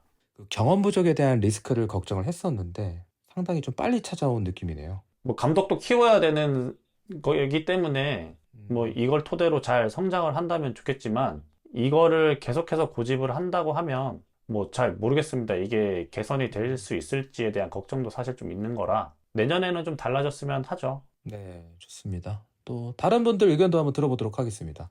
저는 조금 더 경기력적인 거를 말씀드리고 싶은데, 앞서 말했던 것처럼 밑에서부터 미드필더가 내려서 받아주고 같이 빌드업을 풀어나가야 하는데, 계속해서 센터백들이 볼을 잡고 있는 시간이 길고 알아서 패스를 주라는 것처럼 움직임이 하나도 없었어요. 그래서 이런 패턴으로 우리가 공격을 전개하니까 롱킥을 때리거나 윙백한테 주는데 이게 거의 무의미한 게 다시 백패스를 하더라고요. 윙백이 센백한테. 이게 반복이 되는 거죠. 근데 변성환 감독의 초창기에는 저희가 유기적인 스위칭을 통해서 상대를 교란하고 공간을 창출했다면, 요즘의 수원의 빌드업은 스위칭도 없고 대부분의 선수들이 말 그대로 공격 진영에서 정적으로 머물러 있어서, 서 있다. 그러니까 위에서부터 시작하려는 모습이 너무 잘 보입니다. 그래서 우리가 하려고 하는 아기자기한 빌드업이나 그 강도 높은 압박은 많이 사라지고, 전적인 빠른 역습을 통해 득점을 이뤄내는 것이 선수들 개인적인 기량에서만 너무 치우쳐 있다 보니 득점을 하는 데에도 부담을 많이 느끼고, 선수들도 이런 부분에서 전술적인 요소가 많이 안 나오지 않나라고 생각이 들었습니다. 네, 저희가 내부 사정에 대해서는 알 방법이 없기 때문에 지난 팟캐스트들에서 정황상 유추해 볼 수 있는 여러 가지 추측을 말씀드린 적이 있습니다. 네, 한 번 있으셨죠. 네, 그런 요인들이 문제일 거라는 추정일 뿐이죠. 그래서 이제 그건 추정이고, 드러난 모습을 통해서 설명한 부분을 말씀드리자면, 전술의 모호함이 가장 큰 문제가 아닌가라는 생각이 들어요. 그러니까 부임 초기에는 무승부를 거둘 때에도 팬들이 감독에게 환호와 지지를 보냈습니다. 감독이 맞아요. 네. 하고자 하는 바가 경기에서 분명히 드러났기 명확했기 때문이죠. 때문에. 예. 그리고 결과를 가져오지 못했어도 그 과정이 좋다고 느꼈기 때문에 우리가 변성환에 대한 무한한 신뢰를 보냈죠. 하지만 지금은 우리가 수비를 더 하고 싶은 건지 공격을 더 하고 싶은 건지 모호한 상태입니다. 아마도 이게 결과에 대한 압박을 받고 또 본인이 시도했던 부분이 한번 가로막히면서 혼란에 빠진 부분이 있지 않나, 혹은 수비와 공격 두 가지를 모두 챙기려고 하다 보니 생기는 문제가 아닌가라고 추측을 합니다. 결국 이것도 건우스님이 말한 대로 경험의 문제가 되겠죠. 다른 여러 문제점들도 있지만 결국에는 감독이 시도하려는 바를 분명히 해야 하는 것이 급선무라고 생각을 해요. 본인이 하이프레싱을 좋아하면 프레스 룰을 짜서 전방으로 올리고 뒷공간을 맞더라도 그냥 시도를 하든가, 수비적으로 안정적인 축구를 하고 싶으면 그냥 더 내려버리든가, 명확한 테마를 가지고 경기에 좀 임해야 되지 않나라는 생각을 하게 됩니다. 지금 여러분들이 말씀해 주신 게 바로 오늘 부천전뿐만 아니라 이 변상 감독이 지금 요즘 축구에 대한 전체적인 부분을 관통하고 있는 게 아닌가 싶은데, 요약을 해보면 중원에서 압도적으로 빌드업이 안 되고 밀려서 사이드로 공이 가는데 이조차 좀 다시 의미 없는 주고받기가 되고, 선수들의 그 개인적인 플레이에 좀 의존도가 높아지고 있고, 팀 컨셉의 애매모호함도 계속해서 좀 나오고 있는 상황. 좀 이런 부분이 오늘 전체적인 내용을 잘 요약하고 있지 않나 싶은데, 하지만 이런 얘기도 있어요. 변성환 감독님이 아직 제대로 된 스쿼드를 가지지 못했고, 동계훈련, 그러니까 팀을 만들 수 있는 준비, 그 시간이 부족했다는 부분도 있습니다. 하지만 내년에도 만약 이를 극복하지 못한다면 수원에서의 그 동행했던 시간이 우리가 생각했던 것보다 짧아질 수도 있겠다라는 생각도 들거든요. 여기에 대해서도 의견을 좀 듣고 싶습니다. 일단 다음 시즌에도 지금과 같은 경기력을 보여준다면 저는 그때는 냉정하게 좀 결단을 해야 하지 않을까라는 생각이 들고요. 사실 그때는 될 핑계가 없어요. 근데 저는 감독이나 선수나 자기에게 맞는 팀이 있다고 생각하기 때문에 변성환 감독이 좋은 지도자라 할지라도 또 수원과 안 맞는 경우가 있을 수 있거든요. 그렇죠. 예, 그렇기 때문에 만약에 지금과 같은 죽도 밥도 아닌 경기력을 내년에도 계속 보여준다면 저는 좀 큰 결단을 고민해야 하지 않을까라는 생각을 합니다. 겨울에 준비 기간이 주어진 다음에도 똑같은 모습이 나온다면 결단을 해야 된다. 그러니까 내년 시즌 중에라도 결단을 해야 된다. 뭐 이런 이야기겠죠? 뭐 그거를 제가 판단할 수는 없겠지만 그렇죠. 예. 예, 현재 지금 강등 경쟁을 하고 있는 팀들이 매우 쟁쟁한 팀이잖아요. 네. 혹여나 그 쟁쟁한 팀들이 내년에 내려올 경우에는 저희가 내년에 승격할 수 있으리란 장담을 할 수가 없잖아요. 더 어려워지겠죠. 그렇다고 한다면 그때는 저는 냉정하게 말해서 감독도 키워서 쓰는 거다라고 하는 말에는 좀 동의하기 어려울 것 같아요. 그렇군요. 저희에게 그럴 시간이 사실 없거든요. 사실 지금 뭐 2부에 계속해서 있는다라는 그 가정하에 말씀을 하신 건데, 이거 1부 올라가도 똑같은 이야기입니다. 예. 그렇죠. 또 이어서 브라이언 님도 이 부분에 대해서 코멘트 좀 해주시죠. 우선 시즌 도중에 오신 감독님이신데 내년까지는 봐야 한다고 생각이 들고요. 다시금 준비를 할 수 있는 기회와 어느 정도 경험치가 쌓였을 거라 생각을 해요. 내년 이제 준비를 하는 겨울 동안 동계에서, 그래서 기대를 걸어봐야 한다고 저는 생각이 들고, 내년에 기대가 되는 건 또 무패 승격의 가능성이 있지 않을까. 또한 말도 안 되는 얘기 하지 마. 다시금 꼴다방 크루원들과 공약을 다시금 걸을 수 있는 그러한 것들. 아니 우리 1부 승격 실패했냐고 지금. 그걸 변성환 감독님이 꼭 들으셨으면 좋겠고, 또 저희가 승격을 위해서라면 저는 이제 우선 고액 연봉자들을 몇 명 정리하고 경영과 운영을 다시 해야 한다고 봐요. 그래서 팀으로 하나가 뭉칠 수 있는 수원 삼성이 되어야 한다고 생각합니다. 체질 개선을 더 해야 된다라는 그러니까 계속해서 라인업이 바뀌는 것보다는 거의 이제 확실한 라인업으로 꾸준히 가야 한다고 생각이 들고요. 좋습니다. 예. 마지막으로 강효님 의견도 들어보도록 하겠습니다. 저는 이 변성환 감독에 국한되지 않고 팀 전체의 운영에 대해서 좀 말하고 싶은데요. 현재 비판적인 의견을 제시하고는 있지만 수원이라는 팀을 위해서라도 한 시즌을 확실하게 한 지도자에게 맡겨야 된다라고 생각을 해요. 그래야 그 시즌을 제대로 돌이켜보고 반성점을 파악하고 변화를 제대로 모색할 수 있지 않나라고 생각을 합니다. 저는 지난 염기훈 감독 때에도 상황이 좋지는 않았지만 어쨌든 염기훈 감독으로 시즌을 마무리하길 바랬어요. 누가 들어온다고 해서 뭐 새로 바뀔 가능성이 높다 낮다도 모르는 상황이잖아요. 뭐 염기훈 감독을 위해서도 절대 아니라 수원이라는 팀을 위해서 그렇게 좀 했으면 좋겠다라는 생각을 했어요. 왜냐? 만약 소방수 투입이 성공을 한다면 장기적으로 버티면서 감독에게 신뢰를 주는 운영이 아니라 문제가 생길 경우 계속해서 시즌 중간에 지도자를 갈아치우며 근근히 연명하는 형태로 팀이 운영되게 될 것이고 이것은 팀에게도 또 부임하는 감독들에게도 선수들에게도 모두 최악의 선택이 되기 때문입니다. 염기훈 감독은 너무나 큰 위기를 전혀 극복하지 못하고 그래서 결국에는 경질되었습니다. 하지만 변성환 감독이 왔어도 결국 위기는 계속되고 있어요. 이건 변성환 맞죠. 감독을 네. 위해서가 아니라 수원이라는 팀을 정상화시키기 위해서 한 시즌을 한 감독에게 오롯이 맡기는 것을 해봐야 된다. 그래야 우리가 반성점을 찾을 수 있다라고 생각을 해요. 우리는 그러지 못한 지 벌써 3년째입니다. 네. 감독의 부임 기간을 2년 이내라고 보이면 이임생 감독 시절부터 해서 벌써 6년째 이렇게 갈아치우는 행태를 반복하고 있어요. 정식 감독이 아니라 감독 대행까지 치면 감독만 지금 6년 사이에 하나, 둘, 셋, 넷, 다, 일곱, 여덟, 9명째 갈아쳤습니다. 이거는 말이 안 되는 행태예요. 정식 감독만 쳐도 6명째입니다. 1년에 한 명씩 감독을 쓰고 있는 거죠. 근데 그 기간도 막 6개월, 8개월, 1년 6개월 이렇게 제대로 되지가 않아요. 이런 걸 가지고는 팀이 리빌딩이고 정상하고 절대 못합니다. 장기적인 비전을 가지고 팀을 만들어가기 위해선 제대로 된 평가와 반성이 우선이고 그러기 위해선 한 해를 흔들리지 말고 제대로 보내는 것이 필요하다. 이렇게 생각해서 뭐 지금 변성환 감독에 대한 비판이 슬슬 나오고 있지만 내년 시즌을 한 시즌을 오롯이 감독에게 맡겨보고 이것에 대한 평가를 우리 구단 수뇌부와 모두가 다 함께 내리면서 이 이후의 상황을 결정해야 되지 내년에 아무리 힘들더라도 다시 또 바꾸고 누군가를 데려온다? 저는 옳지 않다고 생각을 해요. 네, 또 이렇게 또 상반된 의견도 나왔습니다. 정답은 없는 거예요. 또 각자 의견은 또 존중하고요. 듣고 계신 여러분들도 또 각자 의견이 있으실 텐데 또 저희와 의견이 좀 다르시더라도 양해를 부탁드리겠습니다. 댓글로 남겨주시면 또 소통을 하면 좋으니까요. 각자의 생각에 대해서도 자유롭게 남겨주셔도 좋을 것 같습니다. 참 어려웠던 부천 원정이었던 것 같습니다.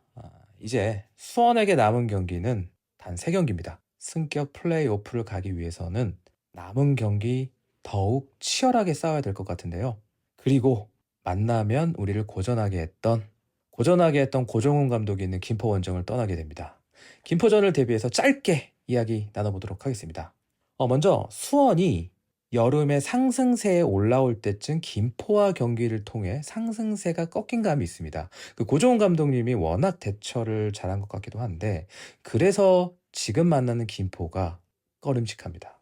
최근의 김포는 좀 어떻습니까? 김포는 최근 5경기에서 3승 1무 1패로 매우 좋은 상황입니다. 특히 직전 경기까지 3연승을 달리고 있고 그 3연승 상대 중에서는 플레이오프 경쟁권인 서울 이랜드와 충남 아산까지 있었습니다. 아이고야. 네. 이 최근 3연승으로 인해서 승점 49점으로 수원과 승점 동률이고 골득실에서 밀려서 우리 아래인 7위에 위치해 있는데요. 14득점으로 득점 랭킹 1위의 루이스는 물론이고 31라운드까지는 무득점에 그쳤던 브루노가 최근 4경기에서 3골을 몰아치면서 기세를 올리고 있습니다. 또한 이 주전 골키퍼인 손정현 선수를 제가 예전에 좀 안 좋게 평가를 했는데 맞아요. 예. 요즘 폼이 굉장히 좋더라고요. 하필이면 네. 이 선수가 반사신경이 엄청 대단하거나 막 못 막는 걸 막는 건 아닌데 과거 정성령이 좋았던 시절처럼 판단력이 좋아서 위치 선정을 굉장히 잘해서 공이 다 정면으로 가는 상황이 나오더라고요. 그러면서 멋진 선방들을 보여주면서 최근 3경기 연속 무실점에 큰 기여를 하고 있습니다. 그랬다는 얘기는 진짜 위치 선정 잘 잡았다는 얘기겠죠. 네. 예.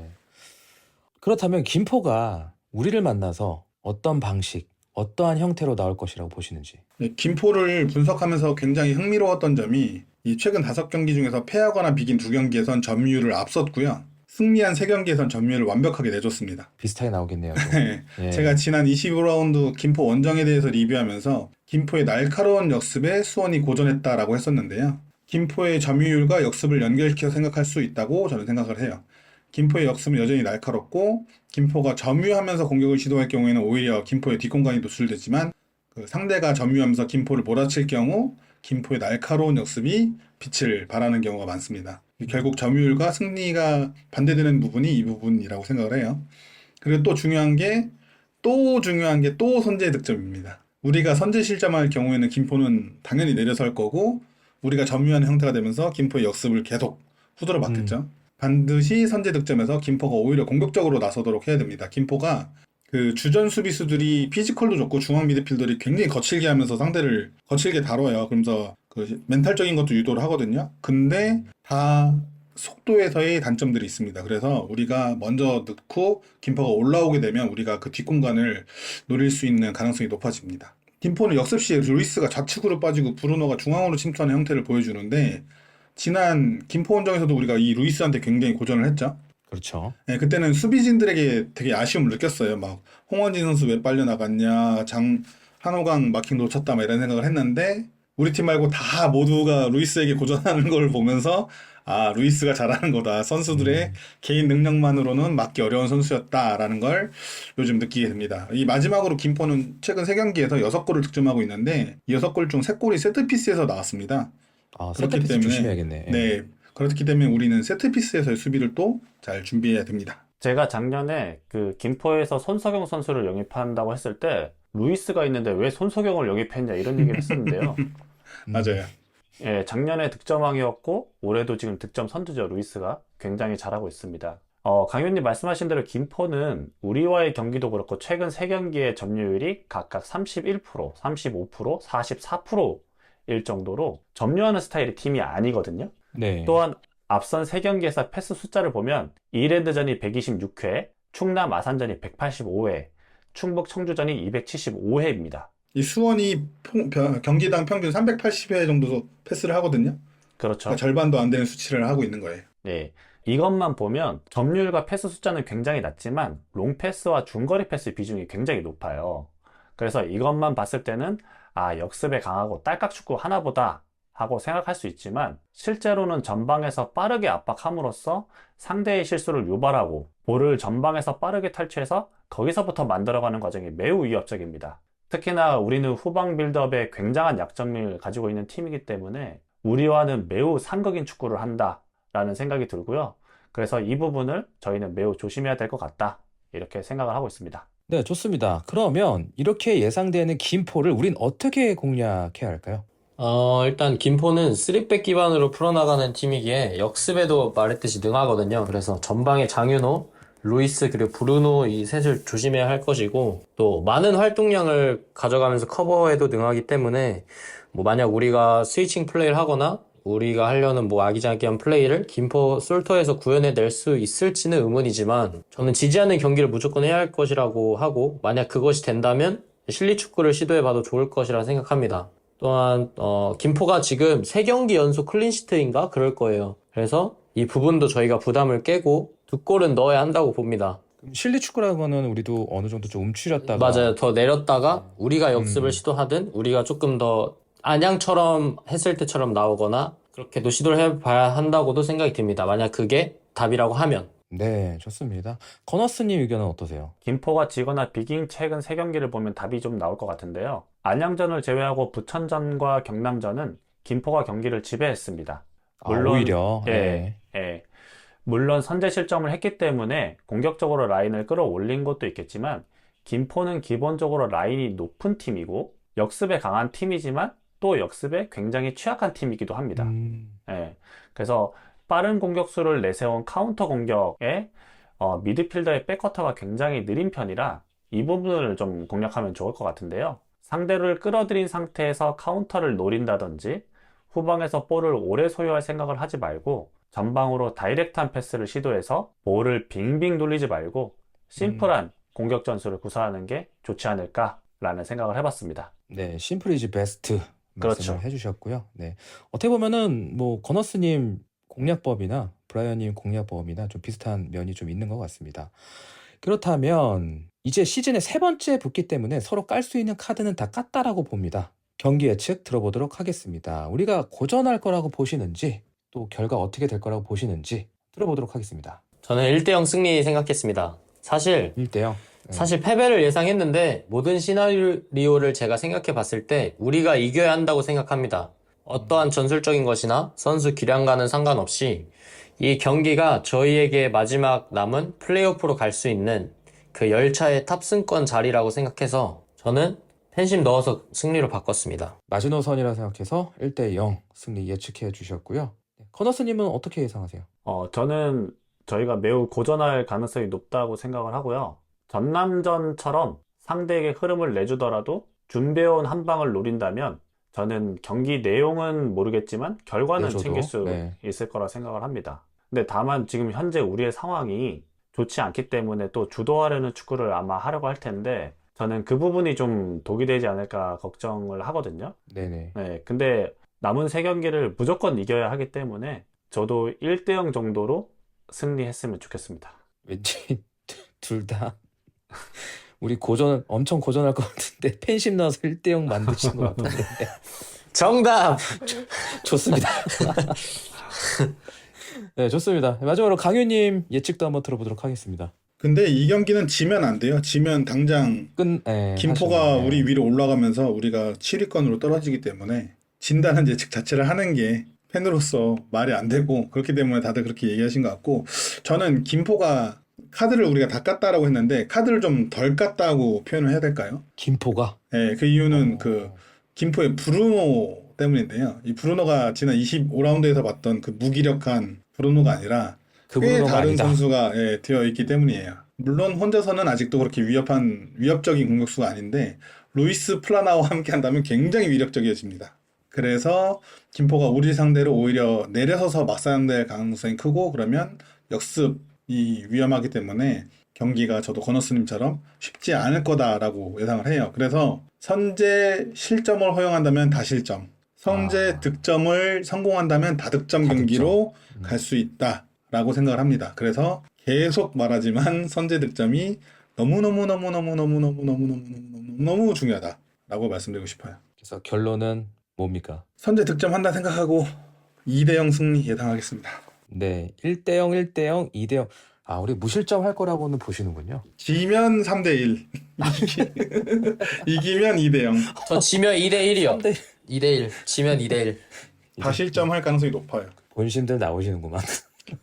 그렇지만 다 잘라내고 2대0 승리한다 예측하겠습니다. 네, 이게 왜 그러냐면 진짜 앞에서도 다 언급해 드렸다시피 지면 그냥 끝나는 경기입니다. 사실상. 그렇기 때문에 팬심을 담든 뭐든 이겨야 되는 경기이기 때문에 1대0 아니면 2대0 저희 승리 예측했습니다. 제발 이거 맞춰가지고 여러분들한테 칭찬 한번 듣고 싶네요. 네. 이렇게 김포전 짧게 예측을 해봤고요. 오늘 특별히 승격 플레이오프가 얼마 남지 않았기 때문에 현재까지 성적을 토대로 시나리오를 좀 예상하는 시간을 잠깐 가져볼까 합니다. 그래서 저 김포를 좀 다루는 시간을 좀 짧게 가져갔고요. 한번 좀 진행을 해보도록 하겠습니다. 우선 현재 K2 순위가 촘촘히 얽혀 있습니다. 여러분들께서는 1위부터 5위까지 예상해 주시고요. 물론 팬심이 들어갔겠죠. 네, 최종 우리 수원의 순위, 그다음에 플레이오프 예상도 해보면 좋을 것 같습니다. 이제 시즌이 끝났을 때의 순위를 말씀드리는 거죠. 네, 정규 네. K2. K2의 36라운드 종료 시점 예상 저는 1위 안양이 67점으로 다이렉트 승격을 할 것 같고요. 2위는 62점, 이랜드가 2등으로 올라갈 것 같습니다. 그래서 네, 11등이죠.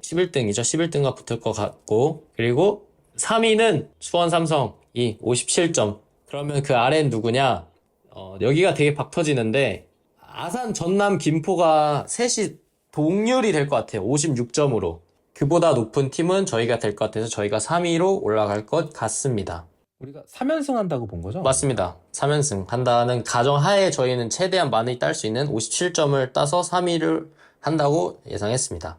이거네. 그러니까 수원은 3연승 할 거 다 하고 순위 경쟁에 있는 팀들이 이제 좀 한 번씩 빠그라져서 내려갈 거다. 맞습니다. 저희랑 네. 이제 붙는 또 아산이 저희한테 질 것이고, 그렇게 해서 결국에는 이제 뭐 6점짜리 경기가 저희가 뒤집을 수 있을 것 같다라고 해서 저는 수원 삼성은 3위에 예상을 해봤습니다. 상당히 팬심이 많이 들어간 내용이 시나리오지 않을까, 예측이지 않을까. 갈 거면 3등이 좋지 않나요? 뭐 5등도 좋지만. 네, 저도 3이라서 좋아하기 때문에. 자, 3월 3일이기 때문에 또 태어난 게 장호익 좋아하시나요? 3번인데. 양상민 선수 좋아합니다. 이렇게 피해 간다고. 푸른 늑대 좋죠. 네. 좋습니다. 예, 건어스님의 예상도 한번 좀 들어보겠습니다. 네, 저는 1위부터 5위까지 안양, 전남, 이랜드, 아산, 수원 이렇게 될 거라고 생각하고요. 제 이 예측은 어디까지나 수원이 3승을 한다는 조건, 그리고 순위권 팀들이 무승부가 아닌 승부가 갈린다는 전제 하에, 승패가 나는 경기. 네, 하에서의 예측입니다. 건어스님 5위 안에 네. 수원이 없을까봐 조마조마했었는데 다행입니다. 제가 만약에 수원의 이름을 빼먹었으면은 제가 마지막 빅보드에 가서 돌 맞을지도 몰라요. 아니죠. 칭송을 받겠죠. 역으로. 영내발로. 예. 예측 안 해줘서 고맙다고. 박문선처럼 되는 거 아니야? 네, 좋습니다. 마지막으로 강효님 예상도 한번 들어보도록 하겠습니다. 저는 조금 긴데요. 자력으로는 현재 불가능한 상황이기 때문에 네, 경우의 수를 좀 따져봤어요. 일단은 수원이 남은 경기 전승할 경우 수원의 승점은 58점이 됩니다. 그리고 이제 승격 싸움을 하는 8위 부천부터 1위까지 모든 팀이 남은 경기 중에 반드시 1패를 가둔다고 가정을 할 경우에 1위부터 안양은 3승 1패로 66점, 충남 아산이 2승 1패로 60점, 이랜드가 3승 1패로 61점, 2위가 되죠, 이랜드가. 전남이 3승 1패로 59점, 부산이 2승 1패로 56점이 됩니다. 김포와 부천은 우리보다 낮은 승점이 되고요. 그래서 우리가 3승을 하고 나머지 팀들이 3승 1패를 할 경우에는 우리가 5위로 진출할 수 있어집니다. 숫자를 잘 따라오세요. 그리고 우리가 그러니까 전승하고 나머지 남은 팀들이 1무 1패를 한다면 우리가 4위가 충남 아산과 승점이 동률이 되는 3위가 되는데 골득실에서 아마 밀릴 거라서 4위가 될 거라고 봅니다. 마지막으로 우리가 2승 1무를 가져간다면 승점이 56점인데요. 이러면 우리 위에 부산이 남은 경기 중 반드시 1무 1패를 해야 5위로 진출이 가능합니다. 즉 부산의 성적이 제일 중요하다. 부산에. 네. 그래서 다른 팀들도 서로 물고 있어서 예측이 무척 어렵지만 수원은 뭐 3승을 거두고 혹은 2승 1무를 거두고 부산이 남은 3경기에서 1무 1패 이상을 하기를 빌어야 된다. 그러니까 3승을 거두면 부산이 1패만 해도 되고요. 네, 우리가 2승 1무를 하면 부산이 1무 1패를 거둬야 됩니다. 더 어려운 또 상황에 네. 빠지게 되겠네요. 그래서 결국엔 전승하고 기다리는 게 낫고 뭐 현실적으로는 전승이 어려울 수 있지만 뭐 다음 라운드에서 부산이 져준다면 우리가 프로를 5위로는 진출이 가능하지 않을까라고 예상을 합니다. 네. 또 이렇게 말씀하시니까 시즌 중에 부산을 한 번 못 잡아본 게 정말 이렇게 와닿네요. 1무 2패죠. 한 번만 잡았었어도 좀 그런 아쉬움이 진하게 남는 것 같습니다. 그렇다면은 지금 일부도 지금 강등 싸움이 굉장히 치열하거든요. 지금까지 추이가 어떤지 브라이언님께서 강등권 현황 브리핑 부탁드리겠습니다. 현재 하이스플릿 경기 수는 한 경기씩 치러서 동일하게 34경기이고요. 높은 순위대로 나열하면 7위 광주 44점, 8위 제주도 44점인데 광주가 득점 7골 앞서 나가서 한 순위 위에 있습니다. 또한 9위는 대구가 39점이고 10위 대전이 38점, 11위 전북이 37점, 마지막 최하위 12위 인천이 32점입니다. 네, 들었습니다. 그러면 브라이언님은 우리가 3위로 프로프 나갈 거라고 얘기를 하셨고요. 그다음에 건어스님이나 강윤님께서는 5위를 좀 현실적으로 바라보셨거든요. 자, 그렇다면 우리가 뭐 3승을 하든 어떻게든 이 순위를 했다라고 가정을 합시다.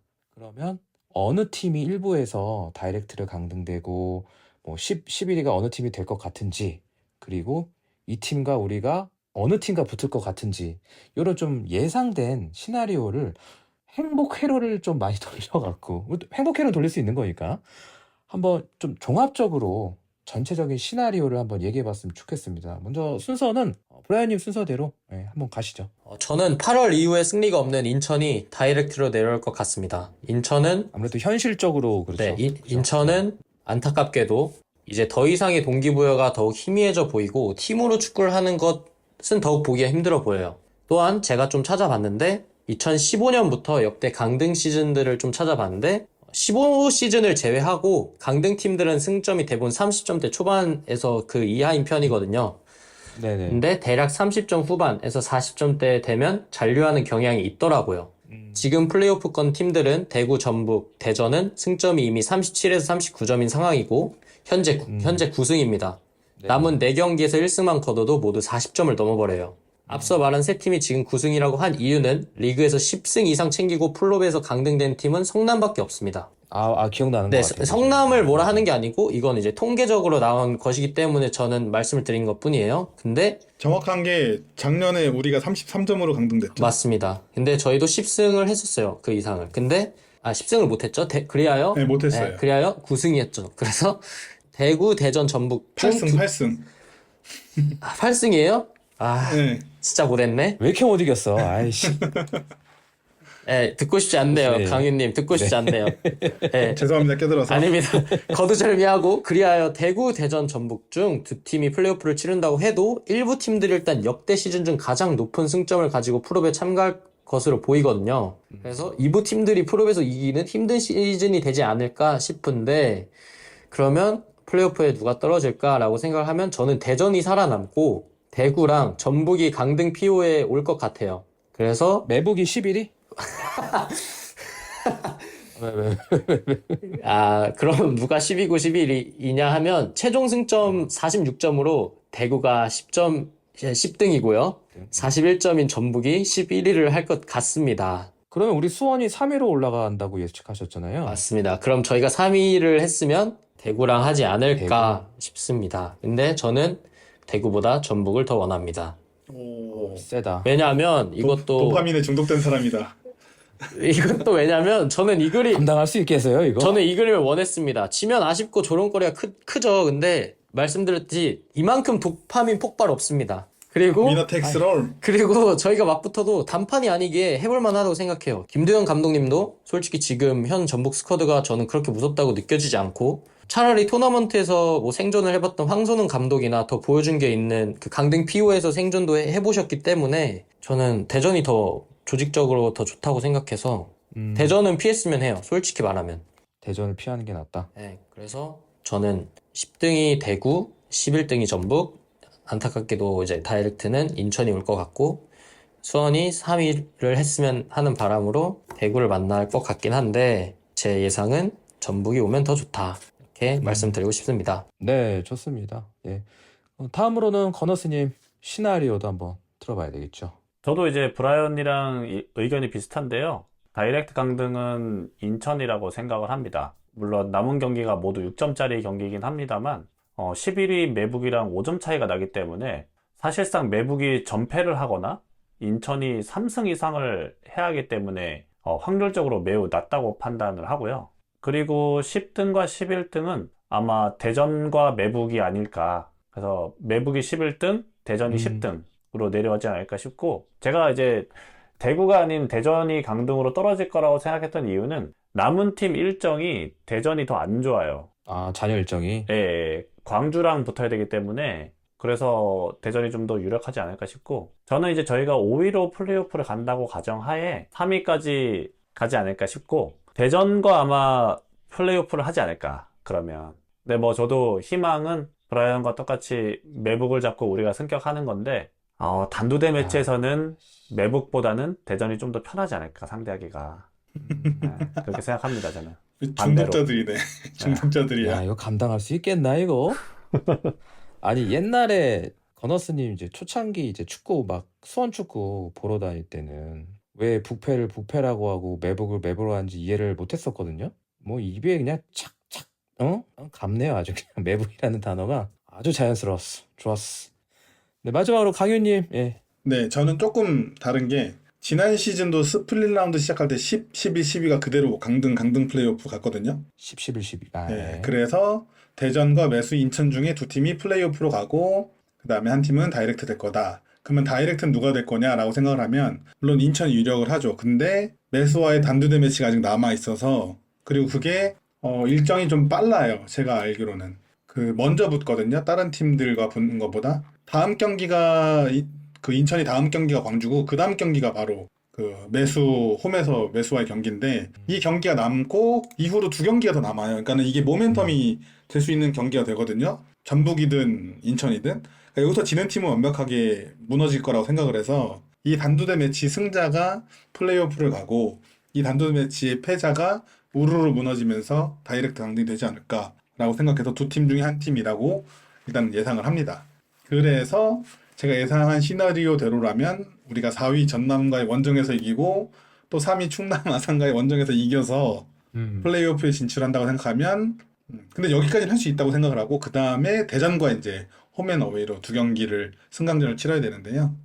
여기서부터 이제 또 찾아봤더니 대전이 이번 시즌 홈에서 6승 4무 7패, 어웨이에서 3승 6무 8패, 홈에서는 35% 승률, 원정에서는 19% 승률입니다. 물론 우리가 스쿼드가 훨씬 낮다라고 하기는 어렵겠지만 원정 승률이 굉장히 낮기 때문에 우리가 미그에서 이기고 대전 가가지고 비기고 성신한빵 배부르게 먹고 오면 올라갈 수 있지 않을까 이런 거 생각하면 대전을 만나는 게 좋다라고 생각을 해요. 그러니까 앞서 말씀하신 대로 도파민으로 치면 매수죠. 그만한 게 없죠. 근데 이 가능성으로 본다면 뭐 대전 팬들은 기분 나쁠 수 있겠지만 대전이 더 낫기 때문에 저는 안전지향적이고 그리고 또 그 스쿼드의 양과 질에서 저는 매수가 많이 앞선다고 생각을 해요. 그리고 우리와의 경기에서 활약할 경우 우리 팬들에게 치명적으로 작용할 선수가 매수에 너무 많아서 맞아요. 그래서 그게 너무 싫어서 기왕이면 차라리 대전을 만났으면 합니다. 매창훈이 골이라도 넣는 날엔 못 견뎌요. 어우, 상상, 예. 못 견딥니다. 못 견딥니다. 와, 그건 아니다, 진짜. 그렇다면 마지막으로 만약에 우리가 플레이오프를 나가지 못한다는 가정을 해봅시다. 6위나 7위로. 그럼 이제 내년에도 2부 리그에 있어야 되는데 자 그렇다면은 인천은 지금 거의 확정적으로 떨어진다고 보고 대전, 대구, 매북 이렇게 세 팀이 떨어질 수도 있고 살아남을 수도 있잖아요. 그러니까 만약에 이 팀들 특히나 매북이 내려온다면 내년에 2부에서 같이 보내야 되거든요. 우리 입장에서는 좀 불리한 거 아닌가요? 그러니까 이 얘기는 현실적으로 우리가 만약에 남는다면 매북이 차라리 그냥 위에 있는 게 낫다. 위에 있는 게 낫지 않을까? 어떻게 보세요?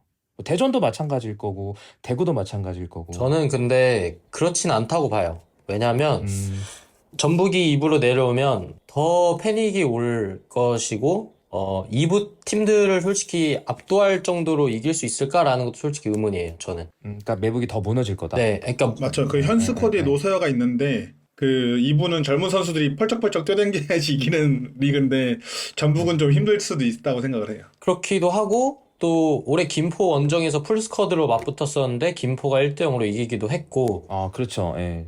솔직히 2부 팀들이 무시할 만한 팀이 없거든요. 이게 내려와 보면은 다들 느낄 수 있고 보면 알 수 있는데 뭐 전북이고도 울산이고도 와도 뭐 다이렉트 승격할 수 있을까? 솔직히 의문이에요, 저는. 그래서 그런 걱정은 솔직히 저는 안 들어요. 이 지옥을 맛보게 하고 싶다. 어떻게든.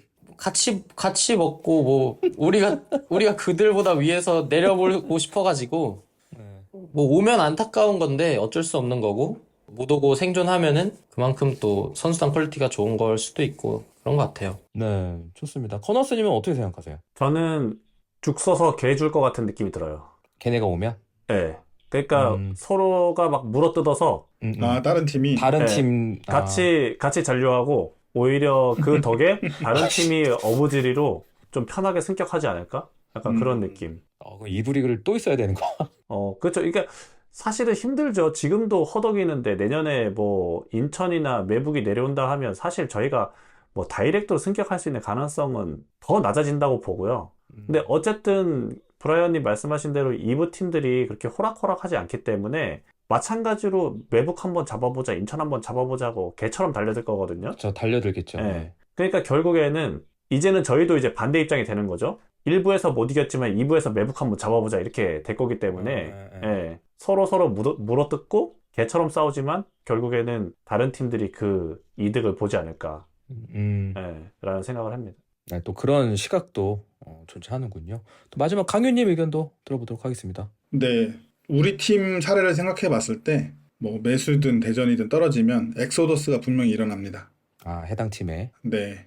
그리고 특히 전북은 2부를 못 견딜 만한 선수들이 많아요. 아, 그렇죠. 예. 그래서 와해가 될 수도 있다. 아무리 거액을 줘도 정의선 회장님께서 큰 결심하신다 하더라도 그게 안 통할 수 있다. 더 적은 금액에 차라리 일부에서 뛰고 싶다고 올라갈 수도 있다. 그렇게 생각해서 매수가 떨어지면 진짜 앞으로 좀 힘들 수도 있다고 생각해요. 걔네는. 걔는 안 떨어지. 암흑기가 올 거다. 올 수도 있다. 그러고 대전이나 이런 팀들은 왔다 갔다 그냥 자주 했으니까 별 감흥 없지 않을까. 그래서 만약 우리의 입장 생각한다면 매수 떨어지는 것도 나쁘지는 않죠. 근데 우리가 이제 남는다는 전제라고 생각하면 뭐 모르겠어요. 그 누가 떨어지든 우리 상황이 더 급하지 걔네 때문에 우리가 막 변동되고 그런 건 없을 것 같아요. 알겠습니다. 두현이 형 듣고 계시다면 지옥을 맛보여 줄게요. 네, 이렇게 저희 오늘 행복회로도 돌려봤고 좀 현실적인 이야기도 좀 많이 나눠봤는데요. 좀 이야기가 길었던 것 같습니다. 1년간 정말 우리들은 치열하게 싸웠습니다. 이제 그 결과를 가져와야 할 시점이 정말 다가온 것 같은데 오늘 우리 너무 무거운 얘기만 한 거 아닌가? 그런 죄송한 마음도 드는 것 같습니다. 마지막으로 앞서서 우리가 성적이나 경기력이 안 좋았지만 그래도 희망적인 요소를 좀 찾아본다면 어떤 부분이 있을지 혹여나 이런 부분이 없다면 듣고 계시는 분들에게 조금은 힘이 될 수 있는 이야기로 좀 마무리를 했으면 좋겠습니다. 아직 가능성이 있기 때문에 저희가 뭐 쉽게 포기하는 팀이 아니잖아요. 그리고 뭐 설사 뭐 잔류를 한다 해도 저희가 내년에 승격을 도전할 팀이기에 너무 포기하지 않고 끝까지 갔으면 합니다. 오늘 그 인스타그램에 올라온 그 피드를 봤는데 뭐 아직까지 우리는 포기하지 않았다라는 거를 막 거듭해서 되새겨 주더라고요. 그런 걸 보고 한 번 더 조금 그 수원의 뽕이 좀 끌어올랐어요, 저도. 그래서 쑥봉이 올라오셨고. 맞아요. 그래서 아직 내가 포기하면 포기하지 남들은 더 포기하지 않았다라는 거를 느껴서 같이 함께 싸웠으면 합니다. 춥거나 덥거나 함께 했었기 때문에 같은 지지자들과 또 승리를 가져올 수 있도록 열심히 나아가 봅시다. 네, 이 쑥봉이 여러분들에게도 함께 하시기를 바라겠습니다. 커너스님의 코멘트도 들어보도록 하겠습니다. 무한도전이 예전 무모한 도전이었던 시절에는 이런 멘트가 단골로 나왔었는데요. 다들 아시죠? 거너스는 에이스가 아니었습니다. 이런 멘트가 자주 오랜만에 나왔었는데요. 예. 네.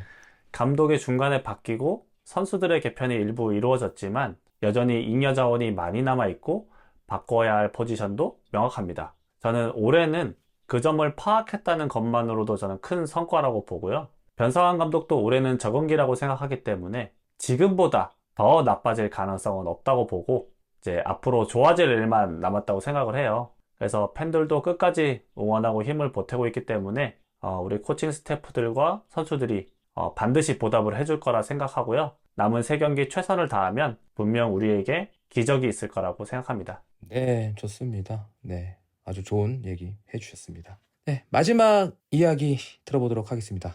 저는 계속해서 말하지만 우리에겐 아직 가능성이 있고 포기하기에는 좀 이른 때라고 생각을 해요. 설령 김포전의 결과가 좋지 않더라도 또 다른 팀들의 결과에 따라서 얼마든지 우리가 기대할 수 있는 부분이 있고 김포전 이후의 경기들의 성적이 또 좋다면 모르는 일이 발생할 수도 있기 때문이죠. 그렇지만 우리가 우리 경기를 보다 보면 이 경기력에 있어서 실망하는 때가 있습니다. 뭐 요즘은 특히나 많죠.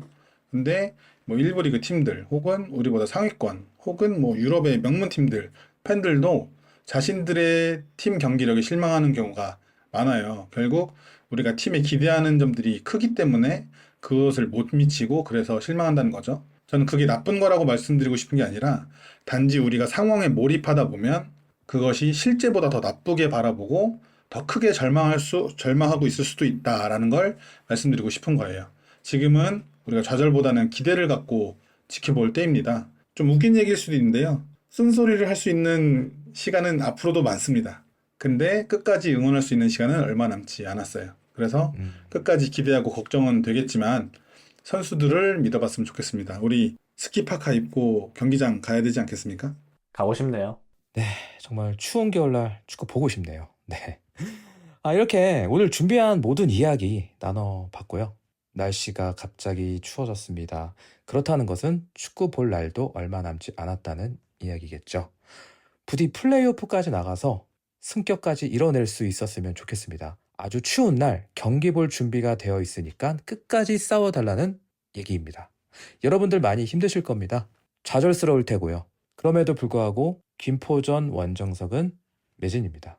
브라이언 군도 갑니다. 우리가 이 팀을 안 지키면 누가 지키겠습니까? 애초부터 이 팀이 의지하고 믿을 부분은 팬뿐이었습니다. 조금만 더 동료들과 응원해 주시고 지지해 주시면 감사하겠습니다. 늦은 밤 고생하신 패널분들 감사드리고요. 오늘은 여기까지 하고 물러나도록 하겠습니다. 오늘 밤도 골다방 크루와 함께 해주셔서 감사합니다. 비판은 오늘까지. 오늘 밤도 평안한 밤 되시길 바라겠습니다. 감사합니다. 감사합니다. 김포에서 만나요. 걱정 말고 설레라고 하셨던 분이 우리 코치로 계시니까 또 그런 감정을 느끼게 해주실 거라 믿습니다. 화이팅입니다. 네, 화이팅 합시다. 네, 화이팅! 브라이언 군 김포 가서 승리 잡아오세요. 끝.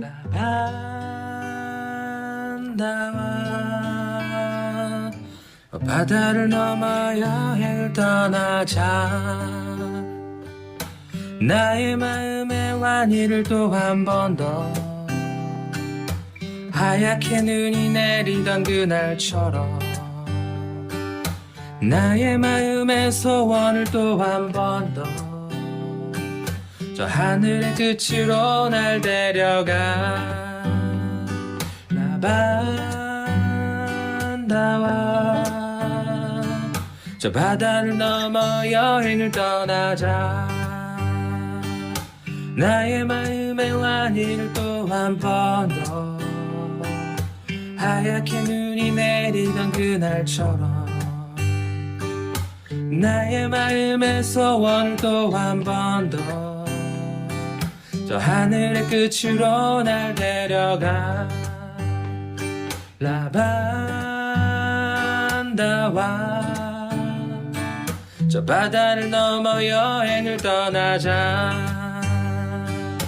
나의 마음의 완이를 또 한 번 더 하얗게 눈이 내리던 그날처럼 나의 마음의 소원을 또 한 번 더 저 하늘의 끝으로 날 데려가.